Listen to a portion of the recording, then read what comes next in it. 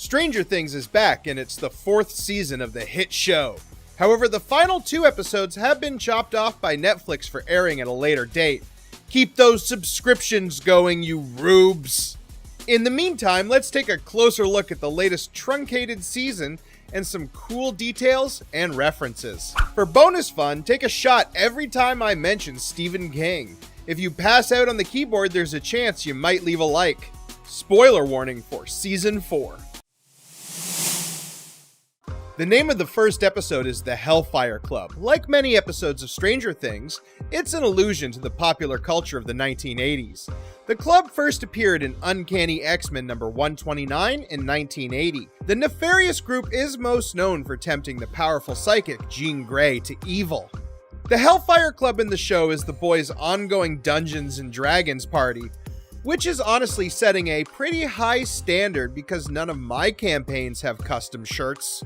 During a car ride with Robin and Steve, they talk about Robin's potential love interest with Vicky. Robin isn't sure if Vicky will return her affection. Being the 1980s, it's a risky move to admit her feelings to another woman, but Steve assures her that Vicky returns Fast Times paused at 53 minutes 5 seconds. Fast Times at Ridgemont High is a classic 80s set high school feature, and at the specified time, Phoebe Cates' character has an iconic reveal. In fact, the scene is often cited as one of the most paused moments of all time. I'll leave the meaning of that title unspoken for the sake of not angering the YouTube gods. Boobies! Chrissy meets a very brutal end at the climax of the first episode. She is in the home of the newly introduced Eddie, purchasing some harder drugs than the Mary Jane she got before.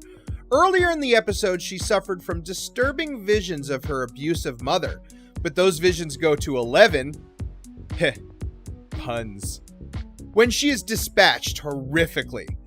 The whole sequence has a lot in common with one of Stranger Things' 80s influences, A Nightmare on Elm Street. Chrissy is taken into a dream world and taunted through a twisted version of her own home. In the real world, a black-haired delinquent tries to wake her, but watches helplessly as she's thrown to the ceiling and mangled. It's incredibly similar to Tina's end in the classic horror film. New character Eddie also finds himself in the same subplot that Rod does in the Wes Craven film. He is the prime suspect in the death of the young cheerleader, and being a local well-known delinquent means a lot of the town are quick to believe it. So far, he has had much better luck evading his pursuers, but that's mostly because he's much less of a dick compared to Rod. When Robin is pining for her crush, she goes on a bit of verbal diarrhea and leans up against a large poster. Since she is working in a video store, it's a poster for a recently released film. Well, recent in the show. It's the poster for the 1985 released The Last Dragon, a Kung Fu Motown musical from musical producer Berry Gordy. It's a nice shout out to a lesser known cult film, and it was homaged heavily in another Netflix production, The Get Down. Unfortunately for that Netflix original, it didn't have Stranger Things viewing numbers. Episode 2 has a running theme, being a dirty liar and having it blow up in your face. It starts when Eleven is lying to Mike about how cool she is and how easy everything is going, and it comes to a head with a slight nod once again to Stephen King. During the roller rink party, she is dragged into the middle of the dance floor and taunted by the bullies until she is doused in a frosty chocolate milkshake. I guess they didn't get the memo not to taunt a powerful psychic girl at a party. Fortunately for them, Eleven has been recently depowered. Unfortunately for them, Eleven still knows how to break a fool. Chrissy's boyfriend goes on a bit of a rampage about the recent death of his ladylove. He blames her death on Eddie, and more specifically on the Satan-worshipping cult he leads. The cult is actually just his Dungeons and Dragons group, but Jason isn't fooled. He says that he has heard of people who lose the ability to tell reality from fantasy because of the game and hurt people. What he is actually remembering is the 1982 film Mazes and Monsters, starring a pre-famed Tom Hanks. The made-for-TV movie is about a fictionalized version of D&D that drives Hank's character insane and leads him to almost jumping off the World Trade Center. The Satanic Panic was very much a real thing at the time, and it was often focused on the tabletop role-playing game. Given D&D's massive recent explosion in pop culture, I would say the devil won. Go Satan!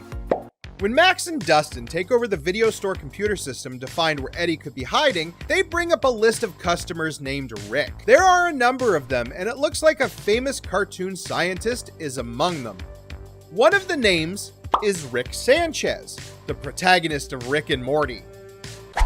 The Nightmare on Elm Street references keep coming with the introduction of Victor Creel. When she visits Eddie's uncle, Nancy learns about the madman and his previous actions. Creel is later revealed to be played by Robert Englund, Freddy Krueger himself. Creel is not the one who attacked his family, but rather his son. Still, it's appropriate that the storied actor appears because of the influence his character had on the season 4 antagonist. There's even the continuing nods when main character Nancy is thrust into the upside-down Creel mansion. And here's an ominous and gravelly voice calling her name. I see you've been looking for me, Nancy. When the season's monster Vecna is revealed, his home in the Upside Down is an appropriately spooky mansion. The former home of the Creel family certainly has seen better days, in both the Dark Netherrealm and here on Earth. The look of the house has its inspirations in the homes of other horror icons. Its design shares similarities to the home of Norman Bates and his controlling mother. Psycho 3 was even released in 1986, the year Stranger Things 4 is set. Yes, I said Psycho 3 because the black and white classic had 2 sequels in the 80s, which saw the Bates home fall into disrepair. It's not the only source of inspiration for the house, however. When the gang finds the Creel house in episode 6, they entered the dilapidated home with flashlights at the ready. They must also be planning on reenacting a critical scene in Stephen King's It. Yes, this is extremely similar to the sequence in It where the Losers Club enters the home of the clown Pennywise. Both Pennywise and Vecna are beings of immense power from another realm that hunt teenagers through their trauma and fears. Vecna is the soft-spoken, skinless horror that is haunting the cast this season. And he's a pretty gross and goopy creep. He has a lot in common with another attic-dwelling creep. The monster spends his time hiding in the decrepit top of the large gothic Creel house and is collecting victims to increase his strength.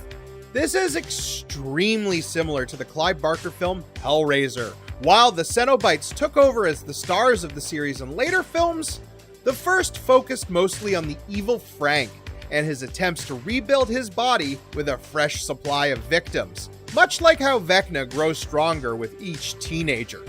While Vecna is reaching out from the Upside Down and finding his latest victim, he enters a trance-like state and begins to reach out to potential targets.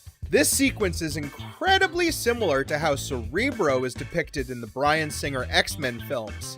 It's another X-Men reference this season, next to the Hellfire Club and Dustin and Max's own personal Cerebro, which is just a police scanner and CB radio. Season 4 is filled with references and inspirations taken from the tale of an ill-fated family and their Long Island home. The biggest one is in the tragic story of the Creel family. When Robin and Nancy manage to bluff and scam their way into a meeting with the supposedly insane father, they learn the details of how he survived his encounter with Vecna. Details are taken from both events surrounding the Long Island home. First is the real-life crimes of Ronald DeFeo Jr. against his own family, the details of which shocked the nation. There was little supernatural about the crime's methods, but DeFeo claimed insanity and said he heard voices plotting against him. We later learn the other side from Henry Creel, aka One, aka Vecna. He also says he heard into his family's minds and saw that they were not innocent. Like his real-life counterpart, he also took things to a lethal conclusion. The other connection is to the horror itself and the experiences of the Lutz family. In 1975, they moved into the old DeFeo house and a short while later fled in terror. They reported hearing strange sounds and disturbances in the night. Victor Creel talks about the same experiences, from the mutilated animals to the dark visions. The Amityville Horror is a hugely influential book and later film. Since its release, it's influenced countless horror films and series. There has also been a litany of Amity blank films that continue to this year's Amity Uprising, which features zombies somehow. Watergate is an unexpected point of reference this season, with both an early reference and then a callback later in the series. It first comes up when the groups are breaking into the school's counselor office to steal her records on Vecna's previous victims. Later, when they find the gate to the Upside Down under the lake, they give it the moniker Watergate. It's enough to elicit a chuckle from several parties, including me. Back to when Robin and Nancy lie their way into a meeting with Victor Creel. As they are led down past cell after cell of insane convicts, they are told the strict rules for interacting with the prisoner. It's a speech that's almost taken verbatim from the classic Silence of the Lambs. The whole scene is a pretty close recreation of when Agent Clarice Starling meets the infamous cannibal Dr. Lecter. Creel ends up being far less dangerous than Hannibal, but his revelations are no less helpful when it comes to saving Max from Vecna's curse. While the hospital's security is top-notch, it looks about as good at helping people as Arkham Asylum. When Max is under threat from Vecna and his eye-popping ways, she slips into a vision or trance of the Upside Down. When she approaches the spooky home, there is a prominent grave out front. The headstone reads, Myers, like the lead slasher in the classic Halloween series. It looks like Vecna managed to do what both Donald Pleasance and Rob Zombie couldn't: bury the Shatner-faced maniac once and for all. Tammy Thompson returns to deliver a pitchy version of the Star-Spangled Banner. Tammy previously appeared in the past season, and since leaving high school it looks like her singing career took off. Her outfit is a reference to Madonna and her 1984 VMA Awards outfit.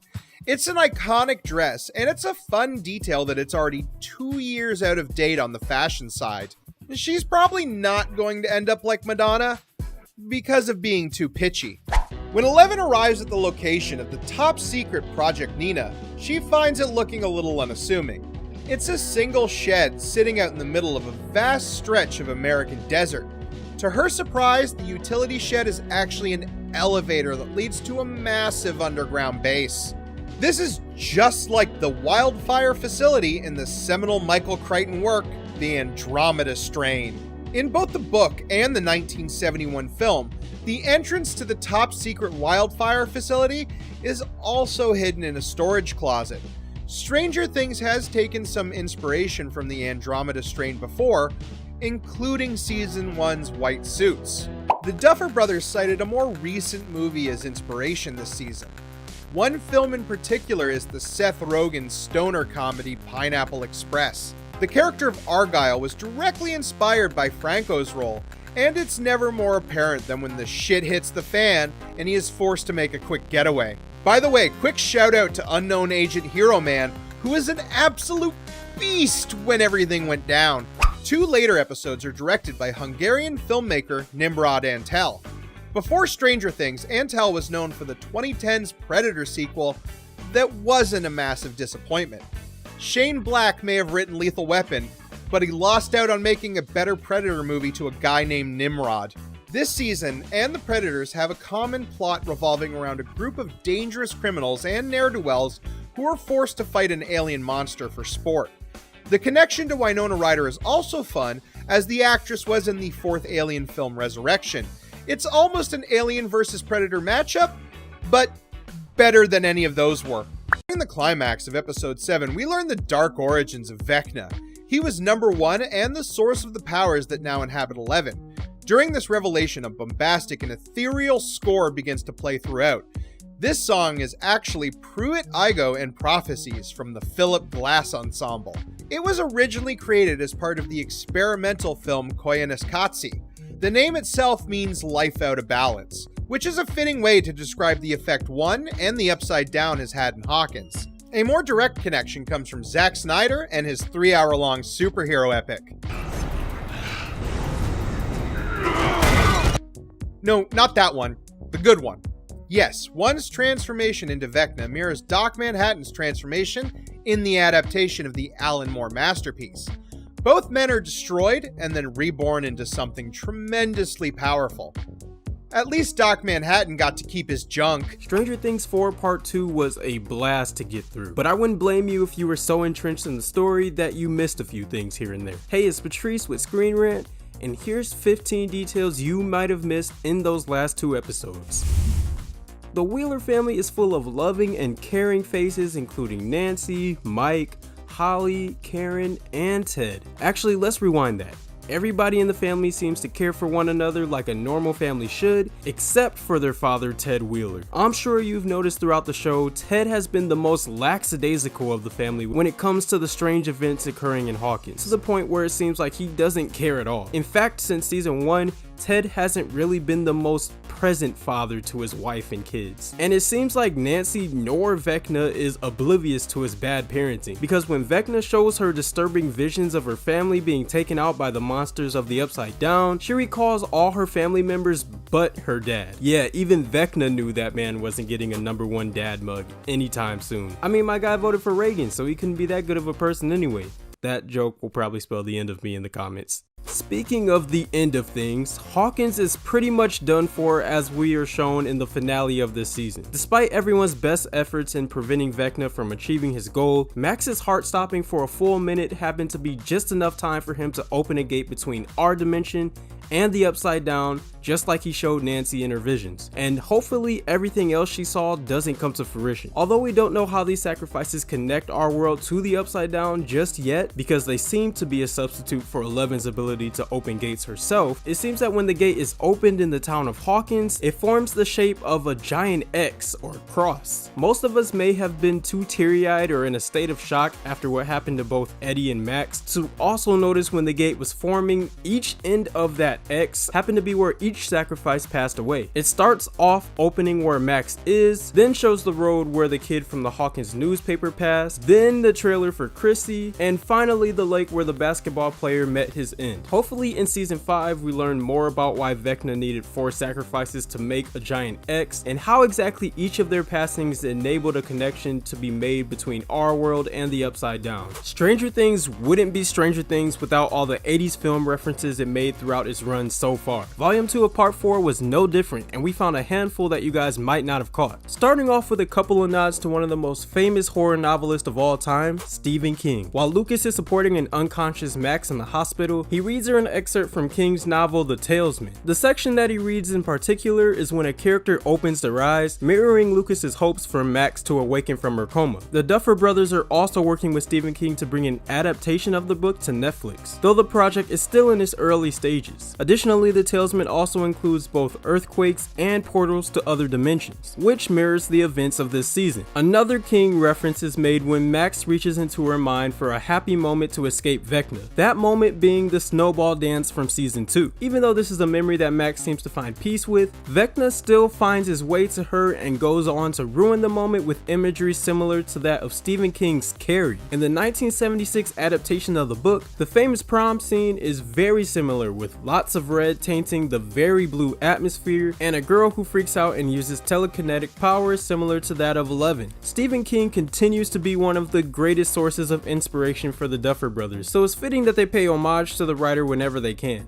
The Duffer Brothers are also known for styling many of their characters after popular icons of the 80s. Again, volume 2 of part 4 is no different. During the scene in which Team Nancy starts preparing for their battle with Vecna by going to the weapons store, Robin and Steve coincidentally spot Robin's crush, Vicky, though to their disappointment, it seems she has a boyfriend. During the scene, we can see that Vicky's outfit is styled completely after Molly Ringwald, and her character, Samantha Baker, the protagonist from the 1984 film 16 Candles. Everything from the skirt down to the hairstyle is modeled after the character. Fortunately, Robin can learn more about her style, because in the finale it turns out Vicky is most likely bisexual. The happy ending we wanted for both of them. But before the gang could even approach that weapons store, it was important to remember that the whole town was basically on a witch hunt for poor Eddie. In order to avoid our boy getting spotted and probably taken out by the basketball team specifically, Max gives him a Michael Myers mask. While you probably didn't miss this reference to the classic horror film Halloween, because I mean, how do you miss Michael Myers? I know you all have eyes. What you may have wondered was, where did they even get the mask? Its appearance wasn't out of nowhere, as the decision to use the disguise comes from Max, who showed she owned the mask back in season 2 while the kids were out trick-or-treating. That's not the only Halloween reference in these last 2 episodes though. The final showdown between Vecna and Team Nancy features the trio setting him on fire, then Nancy shooting him with a sawed-off shotgun until he falls out of a window and disappears. This finisher is a reference to how Michael Myers was taken out in the original Halloween film. Though Myers wasn't set on fire and was taken out with a pistol instead of a shotgun, everything from being shot multiple times to falling out of a window and disappearing disappearing was remade during Vecna's defeat, and just like Michael Myers, Vecna will be back.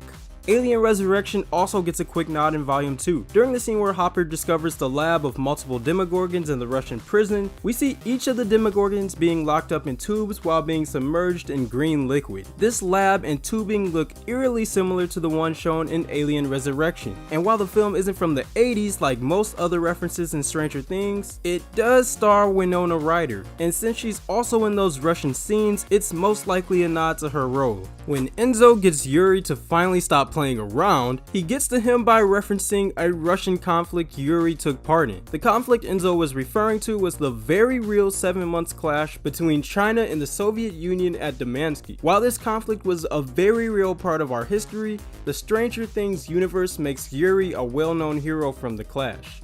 There are also a bunch of tiny details that were thrown into the backgrounds of scenes, or were just not the core focus. Here's a quick rapid fire of just a few things that I found. The logo of the weapon store happens to be the exact same style as the Top Gun logo. In the Russian surveillance room, there's a not so appropriate drawing of a male private part on the wall. Yeah, real mature guys. There's a Garfield mug in Eddie's trailer because Garfield references should always get some shine, and Hopper and Joyce are wearing Hulk Hogan t-shirts. There are also a couple famous movie lines that get quoted in Volume 2, one being the famous Star Wars gag, "I've got a bad feeling about this," which has been said in almost every movie, being echoed by Murray during the drive back to the Russian prison. I don't know. I have a bad feeling about this. I don't know, Jim. I got a bad feeling about this. And the other quoted line being from Pulp Fiction when Robin says, "I don't believe in a higher power or divine intervention. That was a miracle." referencing Samuel Jackson's line in the film. You know what divine intervention is? What just happened here was a miracle. In episode 8, we get a conclusion to the story of Eleven and Dr. Brenner as the doctor meets his tragic fate when trying to escape the military. What was straight up bitter was that before the military even attacked, Brenner handcuffed Dr. Owens to a pole, stopping him from making an escape. And when the military confronted Owens, they weren't kind enough to help him out either. As a result, the storyline concluded with Owens being handcuffed to that pole, and with all his colleagues being taken out by the military as well, we're all left wondering about the fate of Dr. Owens. Yet another thing season 5 has to give us answers for. The Dirty Dozen film series gets referenced by Murray when he challenges Hopper's decision to go back into the Soviet prison. This is Dirty Dozen stuff, except there are 4 of us. 3. Actually. Which, I agreed, did not seem like a very smart idea. But if you're not familiar, the Dirty Dozen in the films is a group of 12 convicted unalivers trained and led by a US Army major with the mission to take out a bunch of German officers during World War II. So Murray actually raised a good point when he said that they weren't as prepared as them. In the epic fight between Hopper and a Demogorgon, he uses a sword to slice the creature up in one of the coolest final fights of the series. The sword that Hopper picks up is very similar to the Dungeons & Dragons Sword of Cass. In the game, the Sword of Cass is a sentient longsword that was once wielded by Cass the Bloody-Handed when rebelling against Vecna. So it's fitting that Hopper got to use it to fight off a Demogorgon and badly handicap the Stranger Things version of Vecna in the process. Now, this has been everywhere on social media, and it's most likely that you may have caught this, but after talking to a couple friends who somehow didn't catch on, I thought I'd add it into the list because maybe it wasn't as obvious as I thought. What I'm alluding to now is Will's sexuality. It's been hinted at throughout the show, but it seems that this season his feelings have reached a climax, with him breaking down in the back of a car when talking to Mike, and having a conversation where his brother tells him he'll accept him no matter what. While it still isn't blatantly stated, it is heavily implied that Will is definitely not straight, and we can only hope that season 5 brings his character arc full circle, having Will come to terms with his sexuality and coming out to his friends and family, if he wants to, of course. Last but not least, Jason's well-deserved fate being split in half with the opening of the Upside Down Gate was foreshadowed earlier in the season. When Lucas has his first hangover, Jason says, "First hangover feels like you're gonna split in two. You'll live."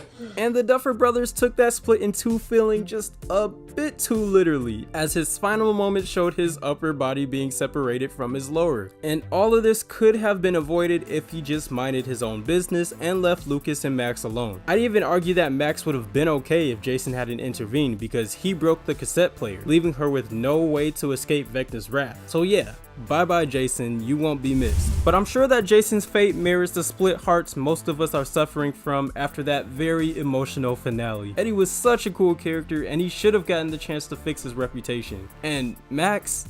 Classic connoisseurs of the creepy and chilling rejoice, as there is a whole Addams Family reunion. With Wednesday's Wednesday release, fans are fawning over the corpses and capers at Nevermore Academy. Y'all know we'll be back to dig up those graves, but for now, let's go over just a few details and references you may have missed in season 1 of Wednesday.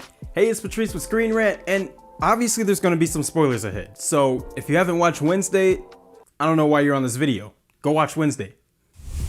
This is one of the 2 explicit references Wednesday makes to the first Addams Family show. The line, "they're kooky like you," which gets Wednesday defensive because she responds with, "I prefer spooky." If you needed a reminder, here it is. You're not scary, you're just kinda kooky.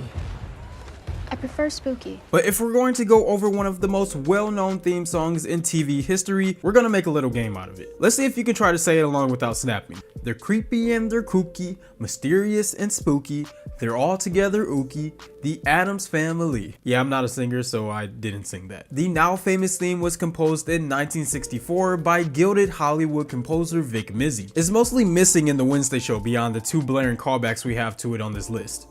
After our brief touch with the red-hot pitchfork that is Reagan's legacy, we get to dive headfirst into the murky moss-covered lake that is Edgar Allan Poe's. Nevermore Academy wears its Poe inspiration on its sleeves, claiming he is one of the most famous alumni and the inspiration for the Poe Cup. But he was no stranger to controversy, be it his weird obsession for his cousin or his debilitating alcoholism. Edgar Allan Poe was precisely unrestrained. Before we leave this entry, his raven which screeches nevermore was indirectly inspired by the often tragic Charles Dickens, who will appear once more in due time. Ophelia is the one who kills herself after being driven mad by her family, correct? As Wednesday so astutely points out, Ophelia drowns. Who is Ophelia, you may wonder? Well, if you don't know, then you probably haven't seen a little known play called Hamlet, where in the play she's Hamlet's love interest. In Wednesday she is the namesake for her dorm and drowns forever in the pond. But her death isn't as concrete as Wednesday makes it seem. She mostly dies off stage in the show, so her passing can come as a little bit of a mystery. I mean, she is speaking almost nonsense when Hamlet sees her last, so the idea is she's so overcome with the plots and deaths that she succumbs to her depression. But there are other theories. Could she have simply fell in and drowned? Was she perhaps pregnant and couldn't bear the thought of living without her love? You should watch the show and decide for yourself.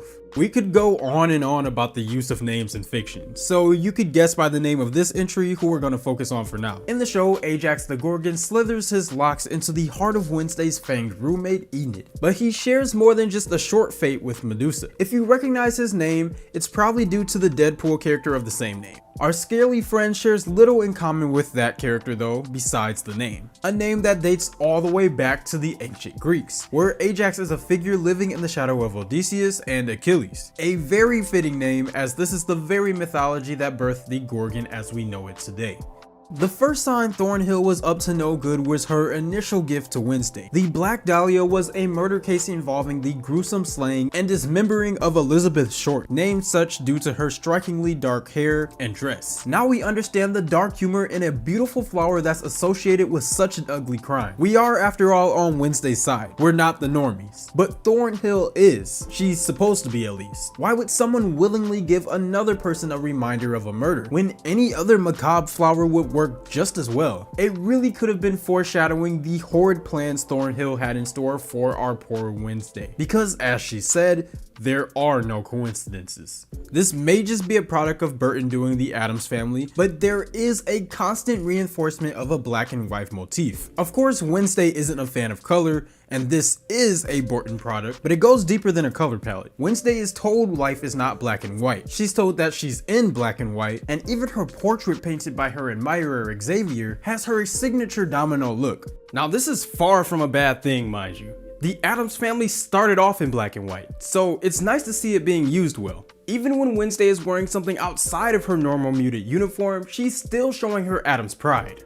If you weren't listening carefully, you might have missed this very intrinsic aspect of Wednesday's character in the show. When fixing the espresso machine for her soon-to-be first kiss, Wednesday says she's learned Italian because it's Machiavelli's native tongue. Who is Machiavelli? You may know him from his most famous work, The Prince. Machiavelli was an Italian diplomat and politician whose most famous belief was that for those who rule, it is far better to be feared rather than to be liked. The very sentiment that Wednesday seems to live by. Of course, the show is in a way an extended character study. By the end of it, Wednesday is far more comfortable with people not necessarily fearing her. So this is technically 2 entries in one, so listen closely. Nero was a Roman emperor famous for setting his dissenters on fire. There's a common myth that he played the fiddle as Rome burnt around his palace. While that sounds cool as hell, this is false. In fact, the instrument he was supposed to be playing wouldn't have been invented yet. But his horrible reputation is probably why Wednesday named her Scorpion after him. But that's not all. This is clever foreshadowing to her later actions, because as the statue of Crackstone burns,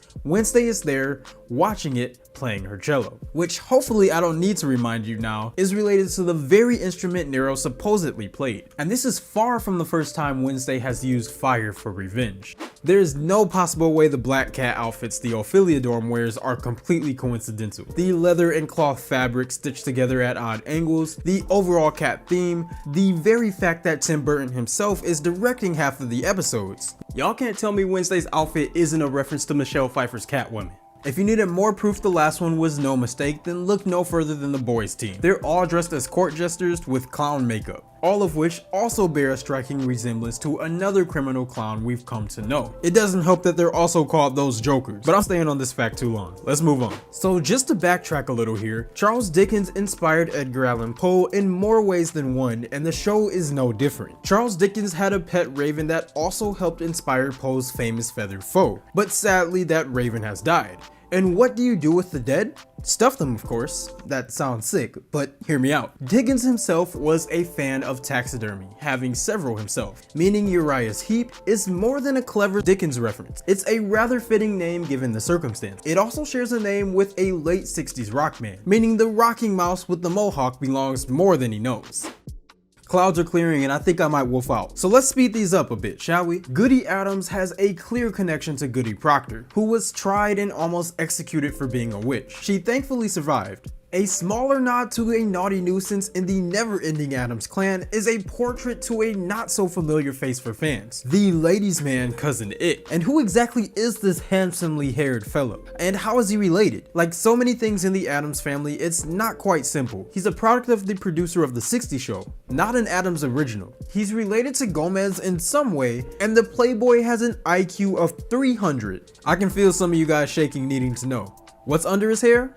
Roots, of course. Speaking of those loose familial connections, we get a reference to the ever mysterious Addams grandmother. Like Nancy Reagan, but more pleasant to be around, Wednesday's grandmother is an old witch who can be seen plotting and toiling over potions and brews. She really is a matriarch to be feared. But whose mother is she? Nobody knows for sure. I guess when you get that old, you really could be anyone to anybody. Though I have a sneaky suspicion that by the time that riddle is solved, she'll have outlived us all. Equal parts eccentric, erotic, and explosive, in the latter half of the season we get to see Fred Armisen play Uncle Fester, and with his newfound role comes some newfound power. Fester has always been one to elude death in the law, but how exactly could he show such frightening feats of electric manipulation? It could be from an electric chair misfire, but in reality it's a reference to one of his more famous gags. Missing entirely from the Wednesday series is Fester's iconic light bulb tick, in which he would bite a bulb and make it shine. It's never been explained how exactly he pulls off this party trick, but you know, it isn't too much of a logical leap to say it comes from some kind of electrical current that he can manipulate at will.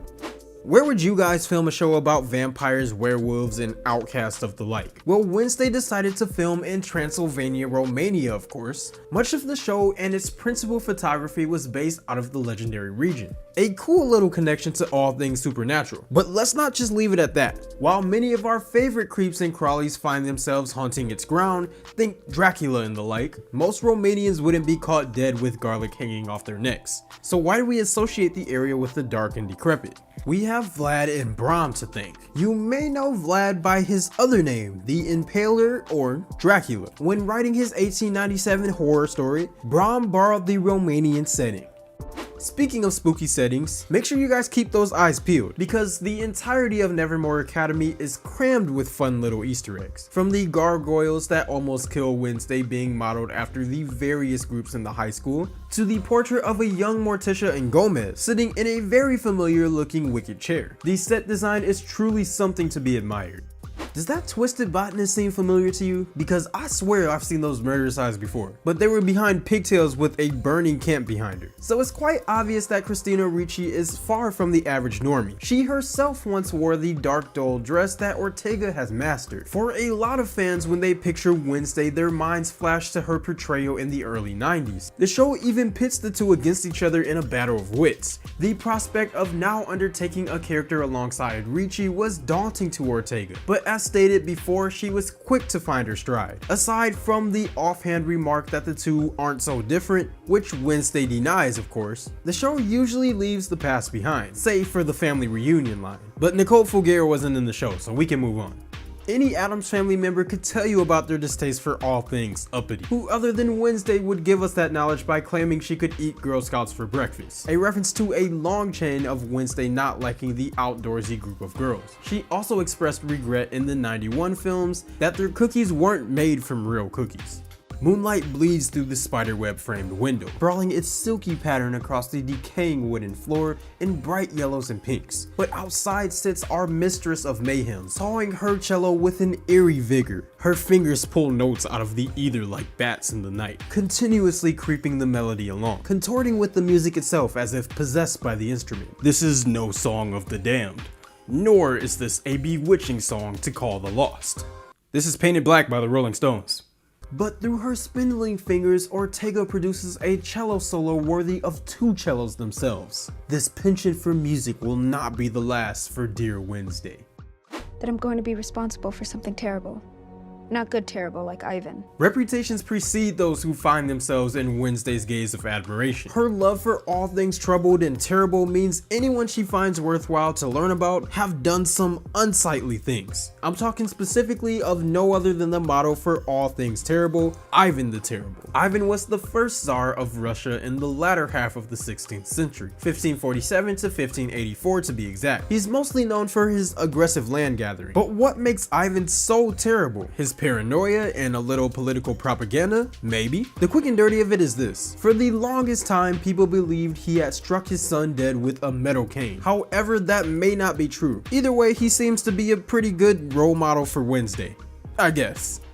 Cryptologists, get out your pens and papers because we're talking about some of the most fun things in mysteries, ciphers. Granted, this one was mostly just an anagram, but a clever one nonetheless. We won't spoil the actual riddles or their solutions because it was very fun to find out the answer alongside Wednesday, and we wouldn't want to rob you of that fun. But the actual answer and entrance to the secret library of the Nightshades is simply snapping twice. An extremely obvious nod to the theme once again, but one that brings a devilish smile to the faces of fans. Let's stop for a second and ask a few questions though. How many students and faculty must walk past this Edgar Allan Poe statue every day of the year? Let's be conservative and say 100. In just 1 year alone, that's 36,500 times someone would be near the prized poet. And nobody has ever accidentally snapped twice near it? Something's not adding up. Thornhill's second to last gift to Wednesday was yet another slight towards Wednesday's failure to uncover her nefarious plots. Because much like the iconic hubristic doctor before her, Thornhill is using the stolen parts from the dead to create her own life. Or recreate it. Where does resurrection fall on the spectrum of creation versus recreation?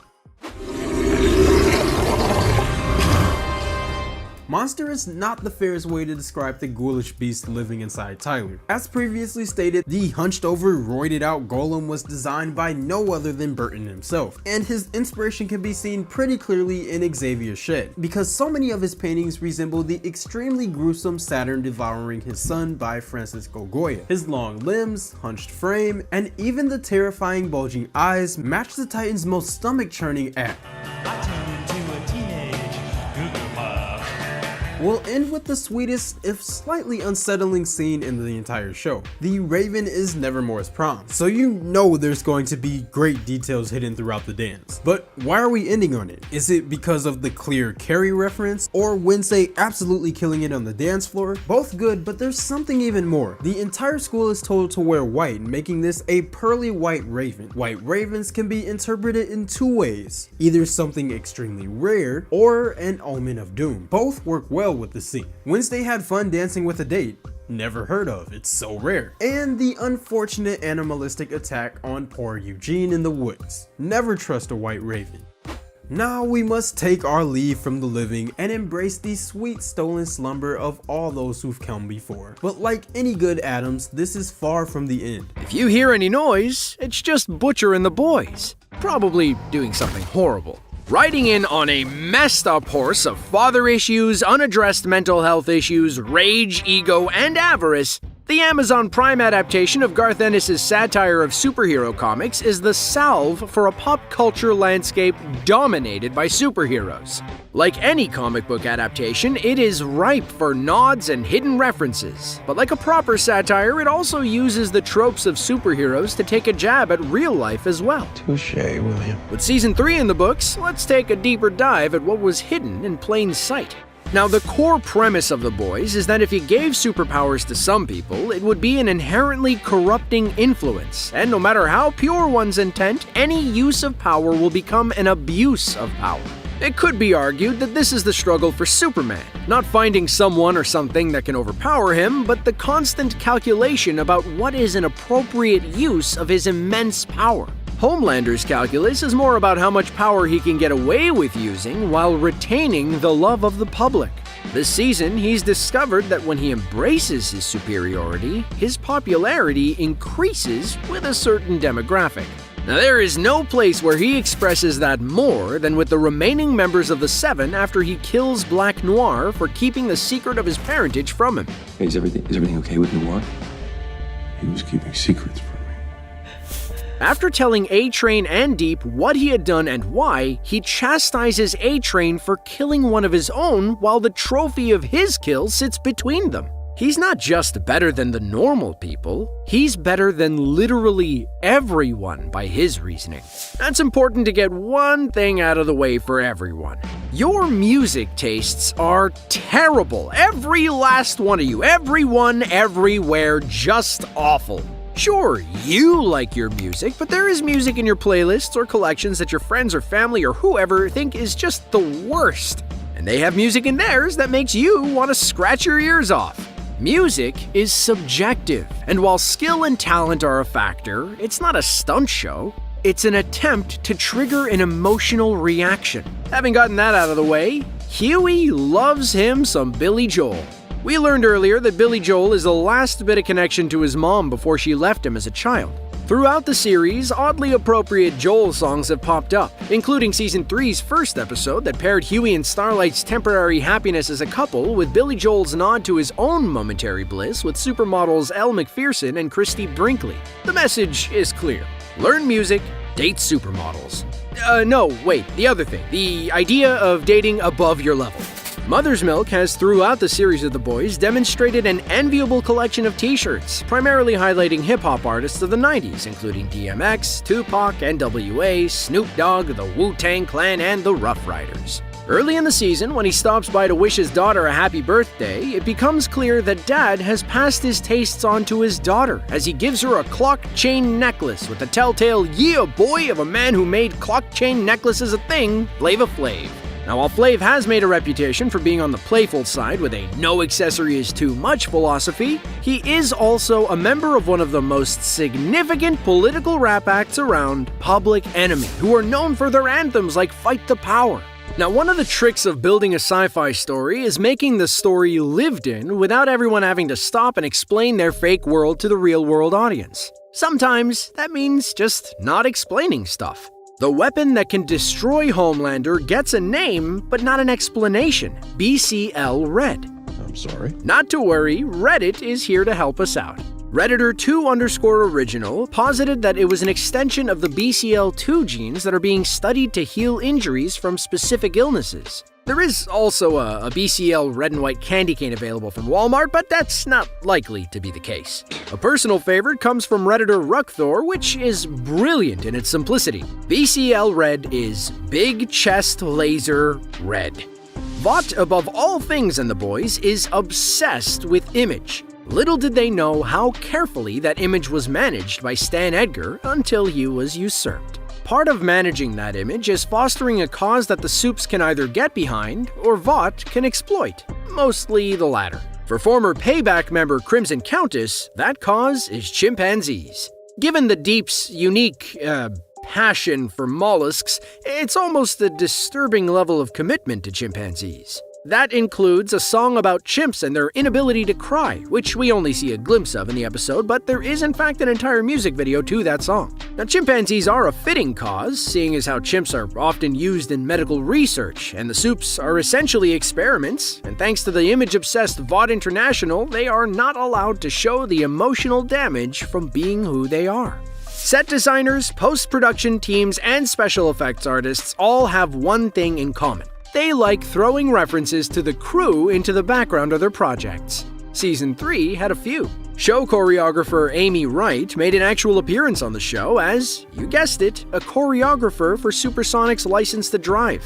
A-Train's brother Nate wears a school jacket for the Southview Roadrunners. Southview was showrunner Eric Kripke's high school, and the Roadrunners junior high mascot was a Roadrunner. I didn't get a cool mascot until college. Go Banana Slugs! And finally, set designer Stephanie Koutrumpis gets a review quote on the tell-all book In Too Deep. When a network is contemplating a spin-off or an expansion of a successful show, they can sometimes test the new show by putting it in the already successful show, which is called a backdoor pilot. While it doesn't rise quite to the level of a backdoor pilot, a character from Amazon's planned Boys spin-off G-Men made an appearance in the 3rd episode when Huey visits the Red River Institute under the guise of adopting a Supe. Actor Jazz Sinclair's picture appears among the other young Supes ahead of her appearance on G-Men. Now, before creator Eric Kripke adapted The Boys for Amazon, he had another prominent gig as the creator of Supernatural. Kripke has brought a lot of his Supernatural crew and actors over, including Jensen Ackles, who plays Soldier Boy, but is better known as Dean Winchester. Jim Beaver, who plays Bobby Singer on Supernatural, stretches out to play Robert Singer on The Boys. When Soldier Boy does the seemingly impossible and injures Kimiko, she ends up with an iron bar through her torso, the same way his character died on Supernatural. A video from a Russian soup experiment takes place on January 24th, the birthday of Dean Winchester and Jessica Moore and Lucy Preston from another Kripke project, Timeless. It also happens to be his wife's birthday, so he's certain to remember it. And of course, there's the heavy use of the Tarantino trunk shot that also was a feature of Supernatural. Season 3 opens up with the last-minute reshoot of the epic Seven movie Dawn of the Seven that recasts Stormfront in the villain role, played by Charlize Theron. As the camera moves over to demonstrate the wreckage that the super battle has rained on New York, the Soldier Boy statue in front of Vought headquarters is knocked over. By the final episode, angry New Yorkers are pulling the statue down themselves. There are few pilots with an opening that is so dynamic it becomes legendary. Walter White and the Tidy Whities with the world's best waistband holding up a pistol is one. A-Train going straight through Huey's girlfriend and covering him in blood is another. Few characters can get through a season of The Boys and not get covered in blood at one point or another, and Huey has a knack. He also begins each season getting splattered in blood in a disturbing way. Not that there's a non-disturbing way for that to happen.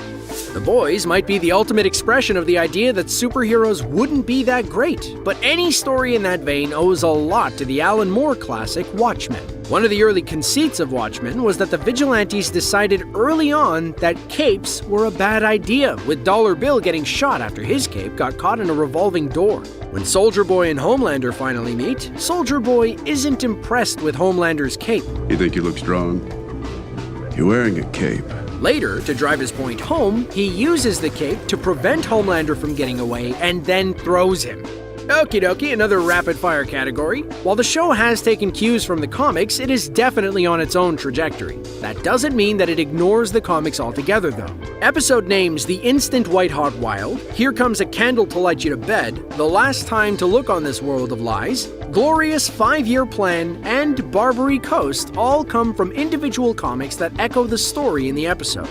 Maeve provides Butcher with the clue he needs to find a Homelander killing weapon. In the comics, a disgruntled Maeve passes information to Butcher. In a dark take of All-Star Superman number 10, Homelander goes from trying to save someone about to jump to telling them to jump, where, in response to a spiritual savior, Homelander tells her that he is the only man in the sky.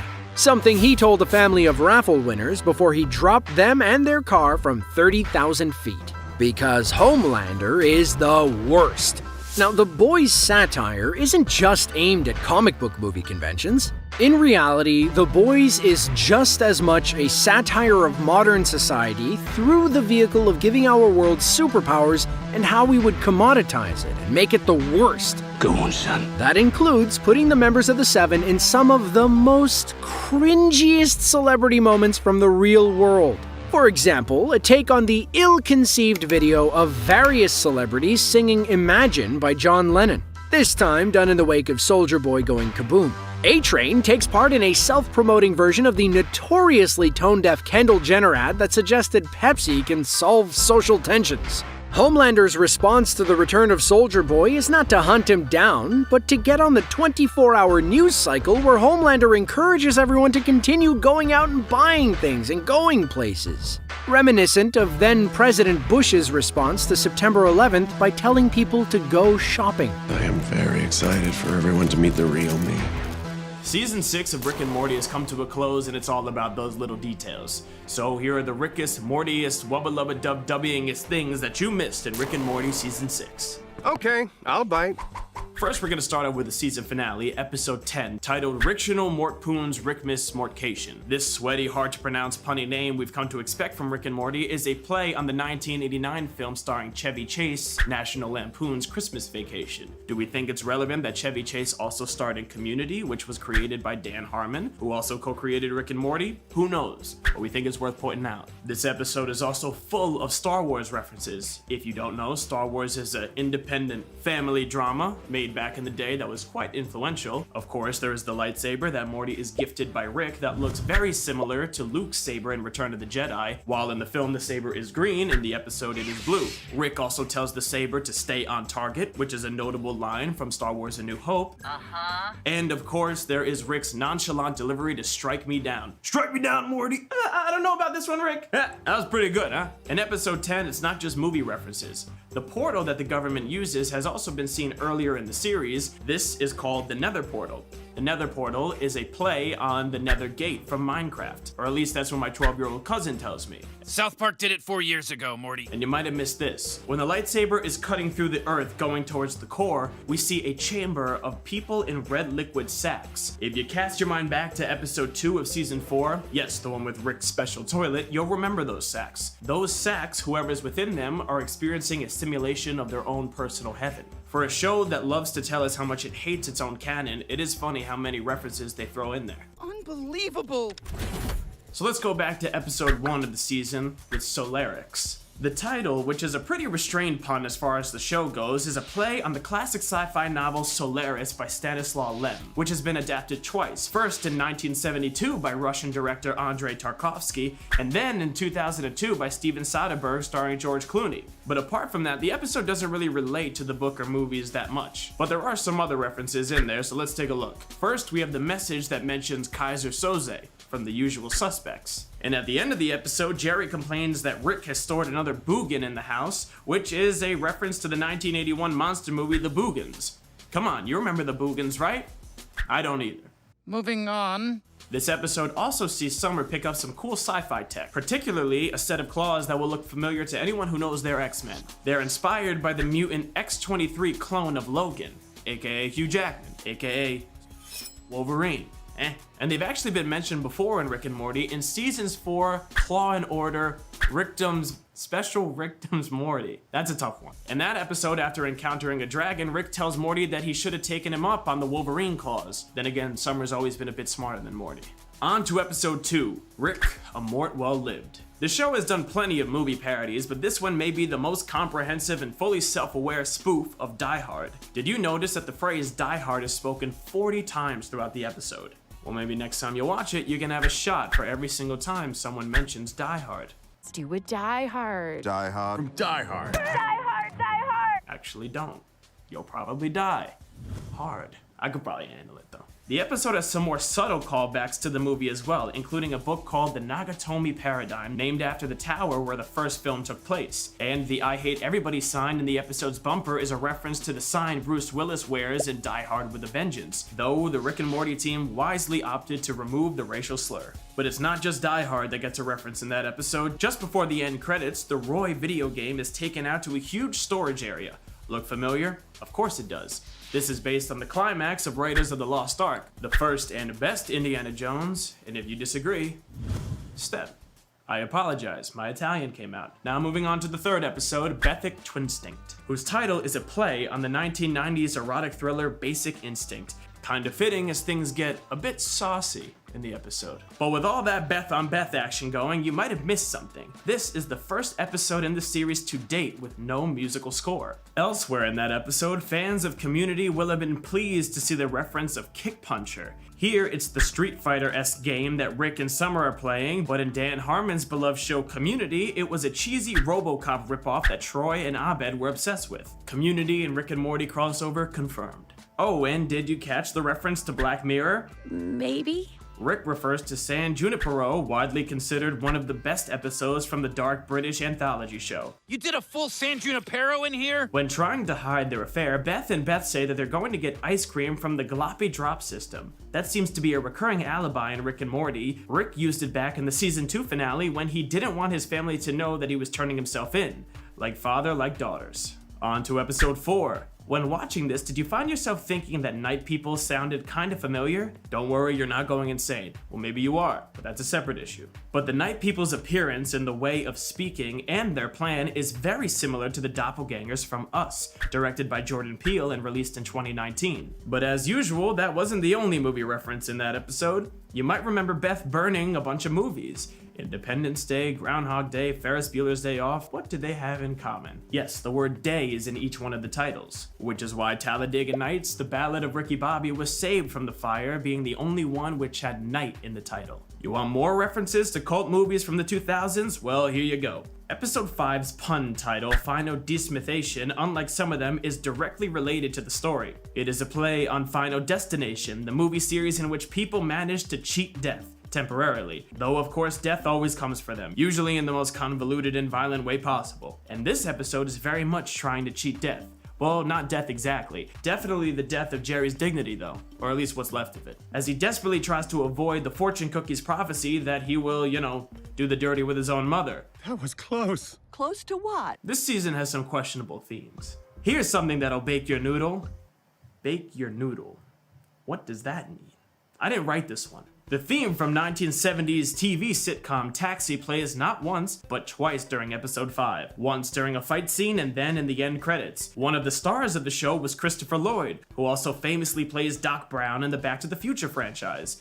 And Doc Brown was one of the main inspirations for, you guessed it, Rick Sanchez. Now, if you were to guess how many cereal-based Easter eggs were on this list, what would you guess? I'll give you a hint.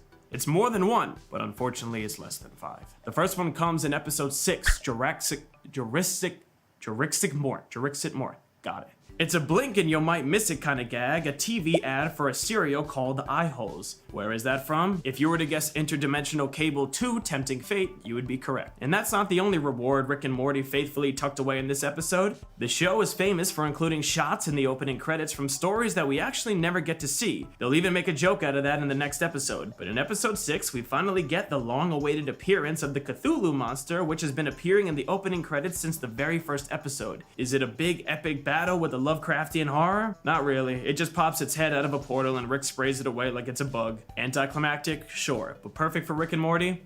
I'd say so. Keeping within the vibe of the show, there is the idea that dinosaurs perfected the Earth and then humans came along to ruin it.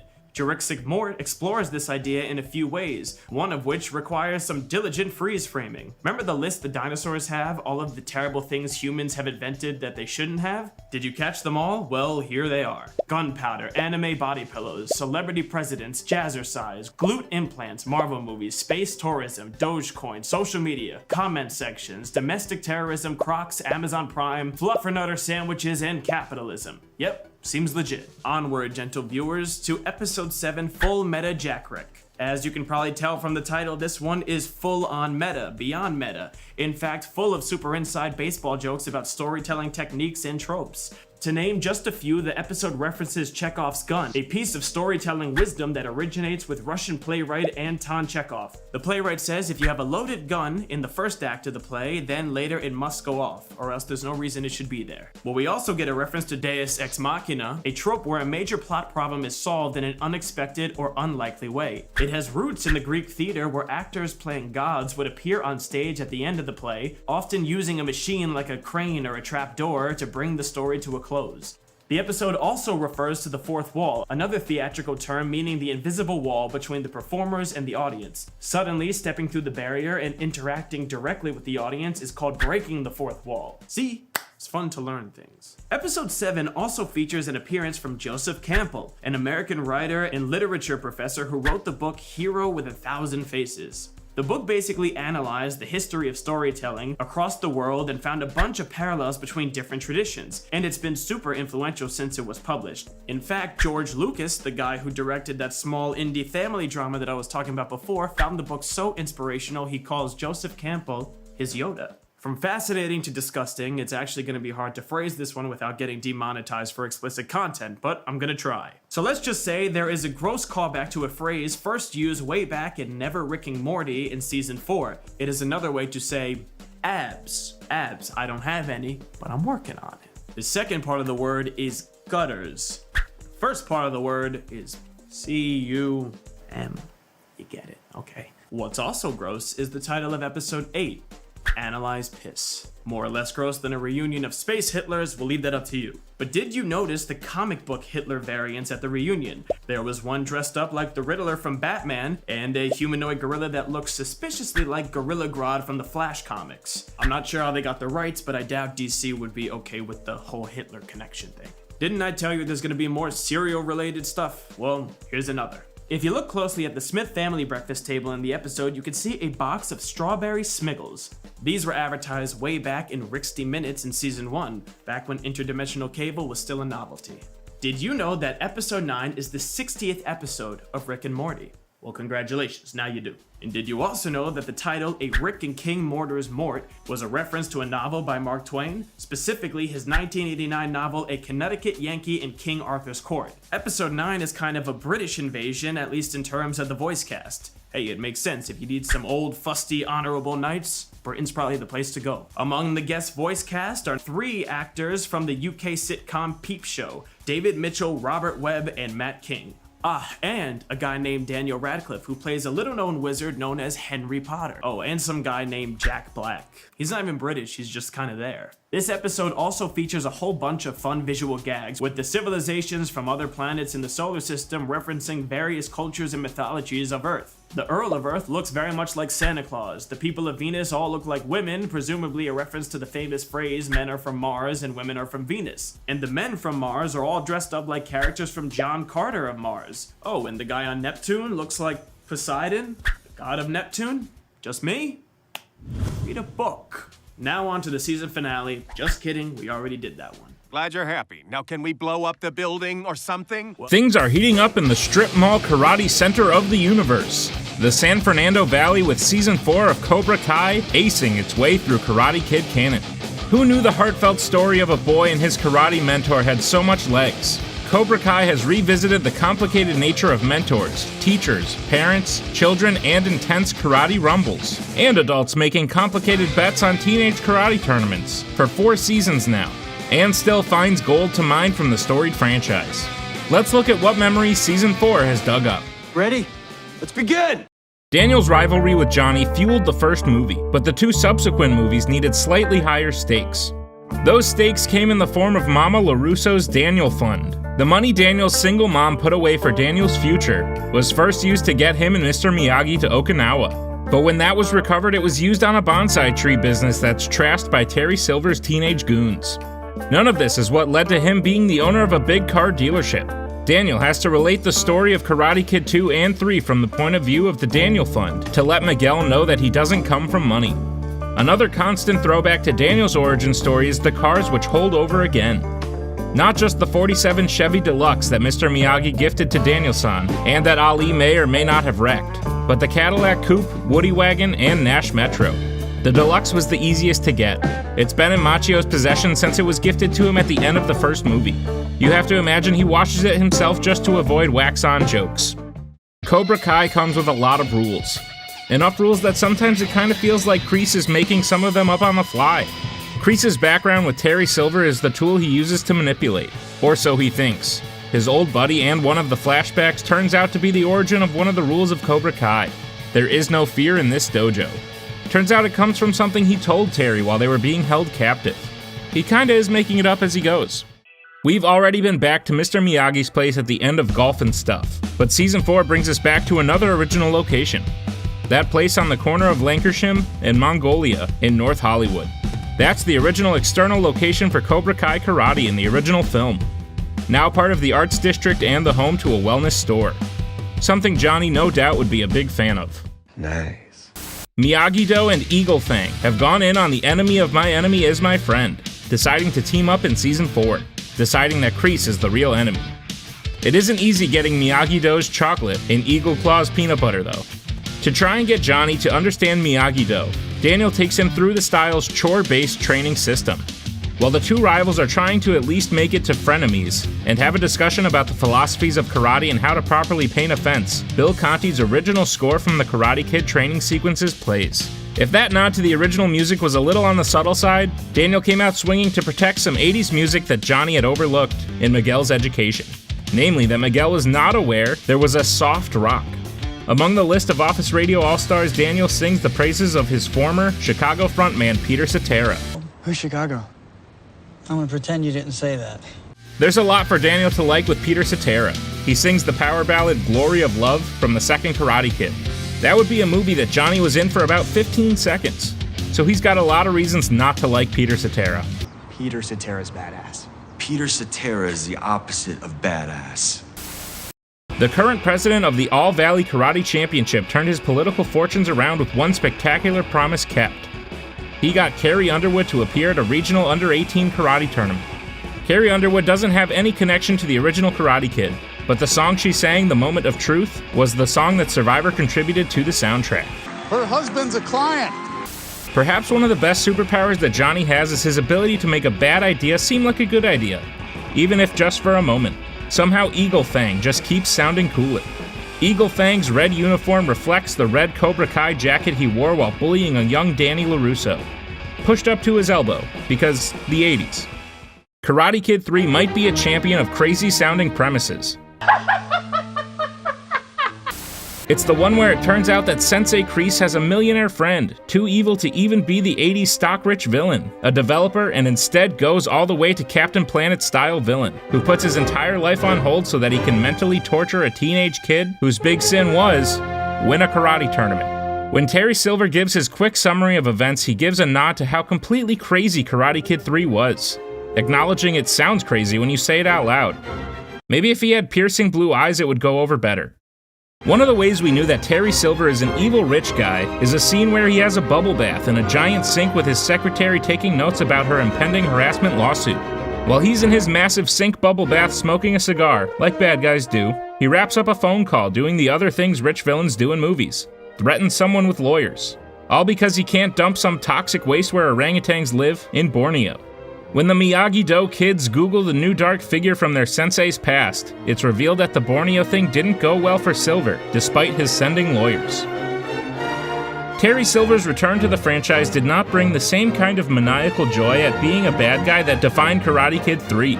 Instead, we got a Silver who has found a good life balance and a longer world view. But it turns out he hasn't completely lost his edge.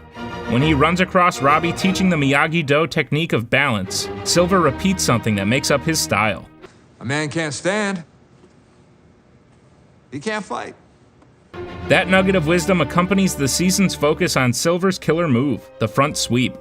The characters take their turn over the season being that guy who picks Gil and then sweeps as soon as the game of Street Fighter II starts.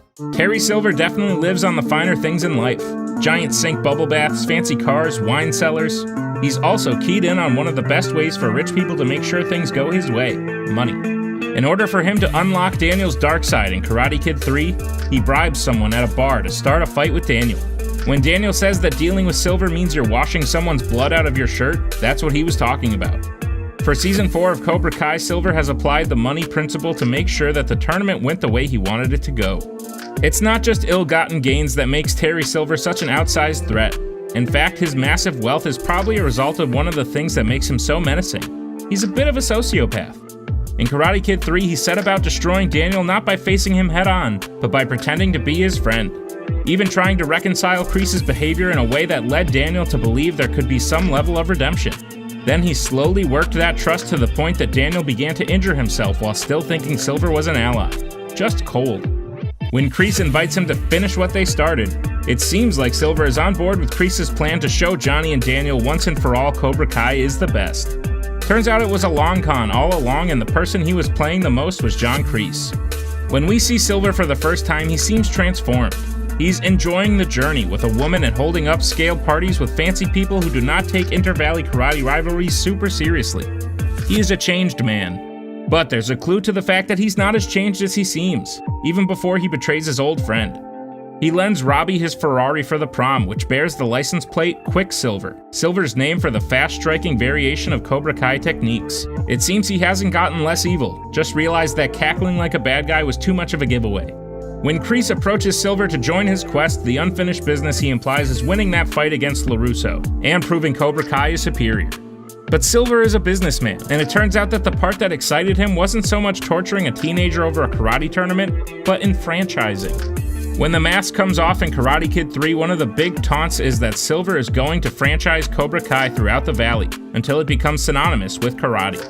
True to his word, this is the first thing he announces when Cobra Kai ends up back on top with Johnny and Daniel having to step down as senseis. When Silver shows up cranking up the ante, Amanda LaRusso begins to wonder if there are any more things from Daniel's past that could show up and cause trouble. Initially he says no, but then quickly corrects himself. That's because Daniel remembered who Silver might be calling in to handle the franchise now that Kreese is out of the way. That is the bad boy of karate himself, Mike Barnes, and his buddies Snake and Dennis. Barnes was the age-appropriate foe for Daniel-san to beat in the All-Valley Karate Under-18 Championship, along with two eager sidekicks to make sure he was that much more menacing. It was Barnes that destroyed the legacy bonsai tree that Daniel hoped to sell to save the bonsai store. The Karate Kid started as a screenplay by Robert Mark Kamen, and Karate Kid was actually his story. When he was a kid, he was beaten up by a gang of bullies and went to learn karate, first from an aggressive instructor who focused on violence, then from an instructor from Japan who had mastered Goju Ryu, a style combining Okinawan and Chinese techniques created by Chojin Miyagi. Yup, there's a real Miyagi. Karate Kid was Kamen's third screenplay, his first being Taps. With the money he made from that, he bought a vineyard in California and started selling Kamen Estates wine, which happens to be the bottle of wine that Silver sends into the wall to awaken his dark side. Kamen Estates fancy wine isn't the only time that specific alcohol makes its way into the series. Johnny's choice of poison when it comes to drinking is the banquet beer, Coors. Not sure what makes it a banquet beer, but that's what it says. Well, at one point, Coors was desirable enough to pay a trucker and his Trans Am driving friend to hustle a truckload from Texarkana to Atlanta when the specifics of alcohol laws prohibited the sale of Coors in the eastern states. Coors, especially Coors Light, has kind of become the signature beer of people who have a problem. Specifically for Johnny, it's that a crushed can of Coors is one of the only things he had left over from when his father left. Class roles are reversed for Cobra Kai, with Daniel being the one with money and Johnny being the poor guy with simple tastes. One of the ways that's underlined is their choice of beer. At the end of the chore-based Miyagi-Do training, he offers Johnny a Blue Moon beer. True to the themes of Cobra Kai, however, this is actually an indication that Johnny and Daniel's differences are largely superficial. Blue Moon might be positioned as an upmarket beer in the microbrew tradition, but it's actually a Coors product. There's still more story told through alcohol in Season 4. Silver slips the knife in Kreese long before Kreese even knows there's a knife in the room during sparring training at Cobra Kai. In what could have been a throwaway line, Silver suggests that even Kreese has a weakness, causing the world's most insecure tough guy to start a friendly wager where the two senseis pick a fighter. Silver even shows Kreese how he'll use Kreese's weakness against him by putting the new kid up against Robbie, and showing how hard it is for the mentor to actually harm their student. Silver wins the bet for a six-pack, which Kreese delivers along with a reminder that Kreese saved Silver and he's in charge. To drive that point home, he gives Silver Ba Mui Ba, a Vietnamese beer. The rival karate schools get into it in the traditional 80s teenage theater, the drive-in movie theater, this time of the pop-up variety. The movie that's selected is right up the alley for a bunch of teenage martial artists. The Jean-Claude Van Damme classic Bloodsport about an American ninja who fought in the Kumite, supposedly based on a true story. But that's another story. Should the kids decide to dive into the rest of the Bloodsport series, they'll get less JCVD, but they'll get a familiar face. Pat Morita, who of course played Mr. Miyagi, features heavily in both sequels, as a rich guy it turns out. Just to keep things going just a little further, in 2011 the Bloodsport franchise entered the early stages of a reboot, with Karate Kid creator Robert Mark Kamen doing the writing. What would the Karate Kid world be without the All-Valley Under-18 Karate Championship? It's the premier event of the Valley. Season 4 returns to the Under-18 tournament to resolve the differences of adults via their students, with some echoes from the franchise to go with it. That includes an injury and the return of that dramatic countdown, before the injured party must forfeit the match. This time, it's Miguel who suffers the injury, which, understandable. Not too long ago, walking was a challenge after he suffered a severe back injury. In Karate Kid, Mr. Miyagi is able to perform his special technique that allows Daniel the limited mobility he needs to finish the match, crane style. Miguel decides there's another option, and that's to walk away from this rivalry that has so little to do with him in the first place. If the ticking clock of the injury wasn't enough tension, the final match came down to a sudden death round with both fighters tied and out of time. You always have to raise the stakes. Sudden death makes a return, this time in the Women's Championship round. It doesn't go the LaRusso's way this time though, but there were shenanigans. Sweep the leg, Johnny, might be the next most recognizable line from the original movie after instructions on how to wax a car. It was the thing that showed that Cobra Kai would do whatever it took to win. Tori had thrown an accidental elbow into Sam's eye, making it hard to see. Preparing for the sudden death round, Silver suggests that she hit the other eye, confident that the ref won't decide the championship on a technicality. You know, because he bribed him. Kreese actually has a moment of clarity, seeing his sweep the leg moment as when he undermined the trust of his student. Kreese came this close to some growth. Moments of clarity were just for Kreese. Johnny and Daniel had to come to terms with their student finding their own way. Extra hard when that person is the daughter of one of the teachers. She had tried it Miyagi's way, Eagle Fang's way. Now she wanted to bring it together. When she took that to the match, she started off with part of a kata, Daniel's trick move to unsettle his opponent, and set up his first move from Karate Kid 3. You stay focused. Tell us how your best karate still inside. Now time, let out! Cobra Kai now has more students than ever before. Just when you thought the Valley Youth karate rivalries couldn't get any more intense, there comes a Terry Silver triumphant. I'm the only one willing to go to these lengths.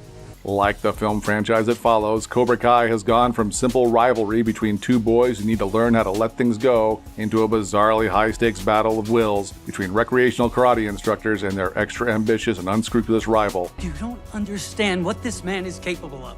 As Season 5 of Cobra Kai turns up the heat, let's look inside. Or I can kick it again, right now.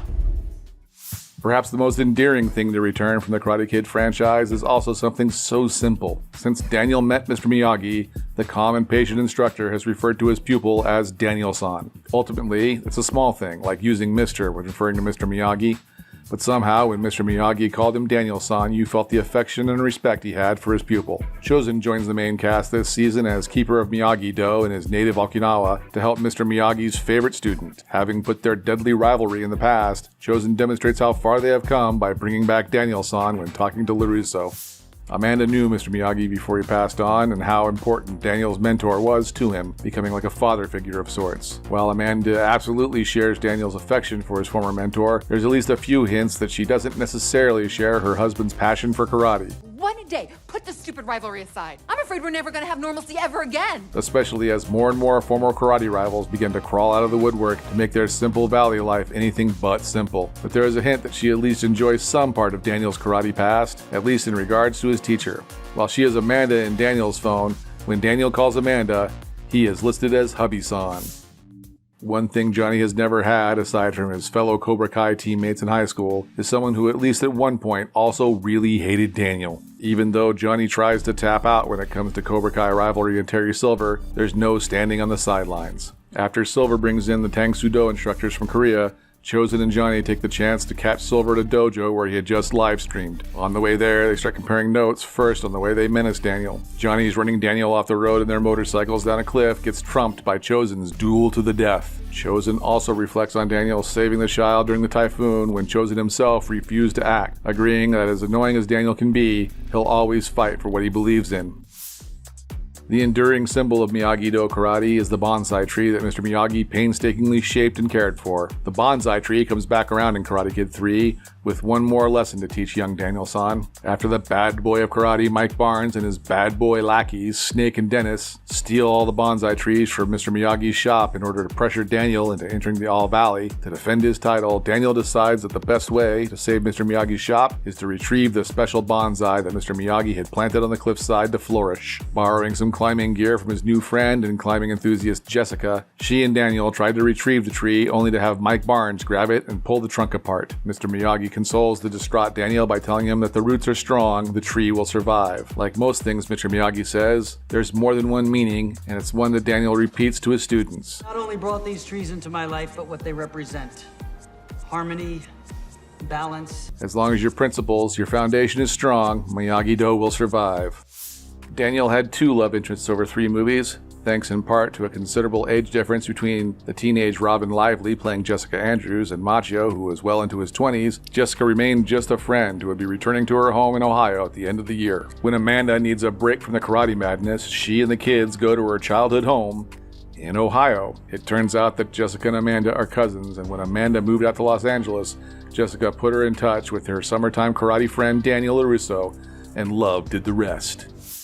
The name on the marquee is Karate Kid, so obviously we're going to be focusing on the antics of the kid who learned karate to deal with his bullies, only to get bullies because of his karate. But that doesn't mean the people around him in his life don't have their own thing going on. When Daniel meets Jessica, she is working at the family pottery shop, but talks about her love of mountain climbing, which conveniently provides them with the climbing gear they need to retrieve Mr. Miyagi's bonsai tree. Once the cousins reunite and shunt the kids off to play Galaga, we hear that Jessica has just gotten back from a mountaineering adventure. Presumably, it did not involve any childhood rivals.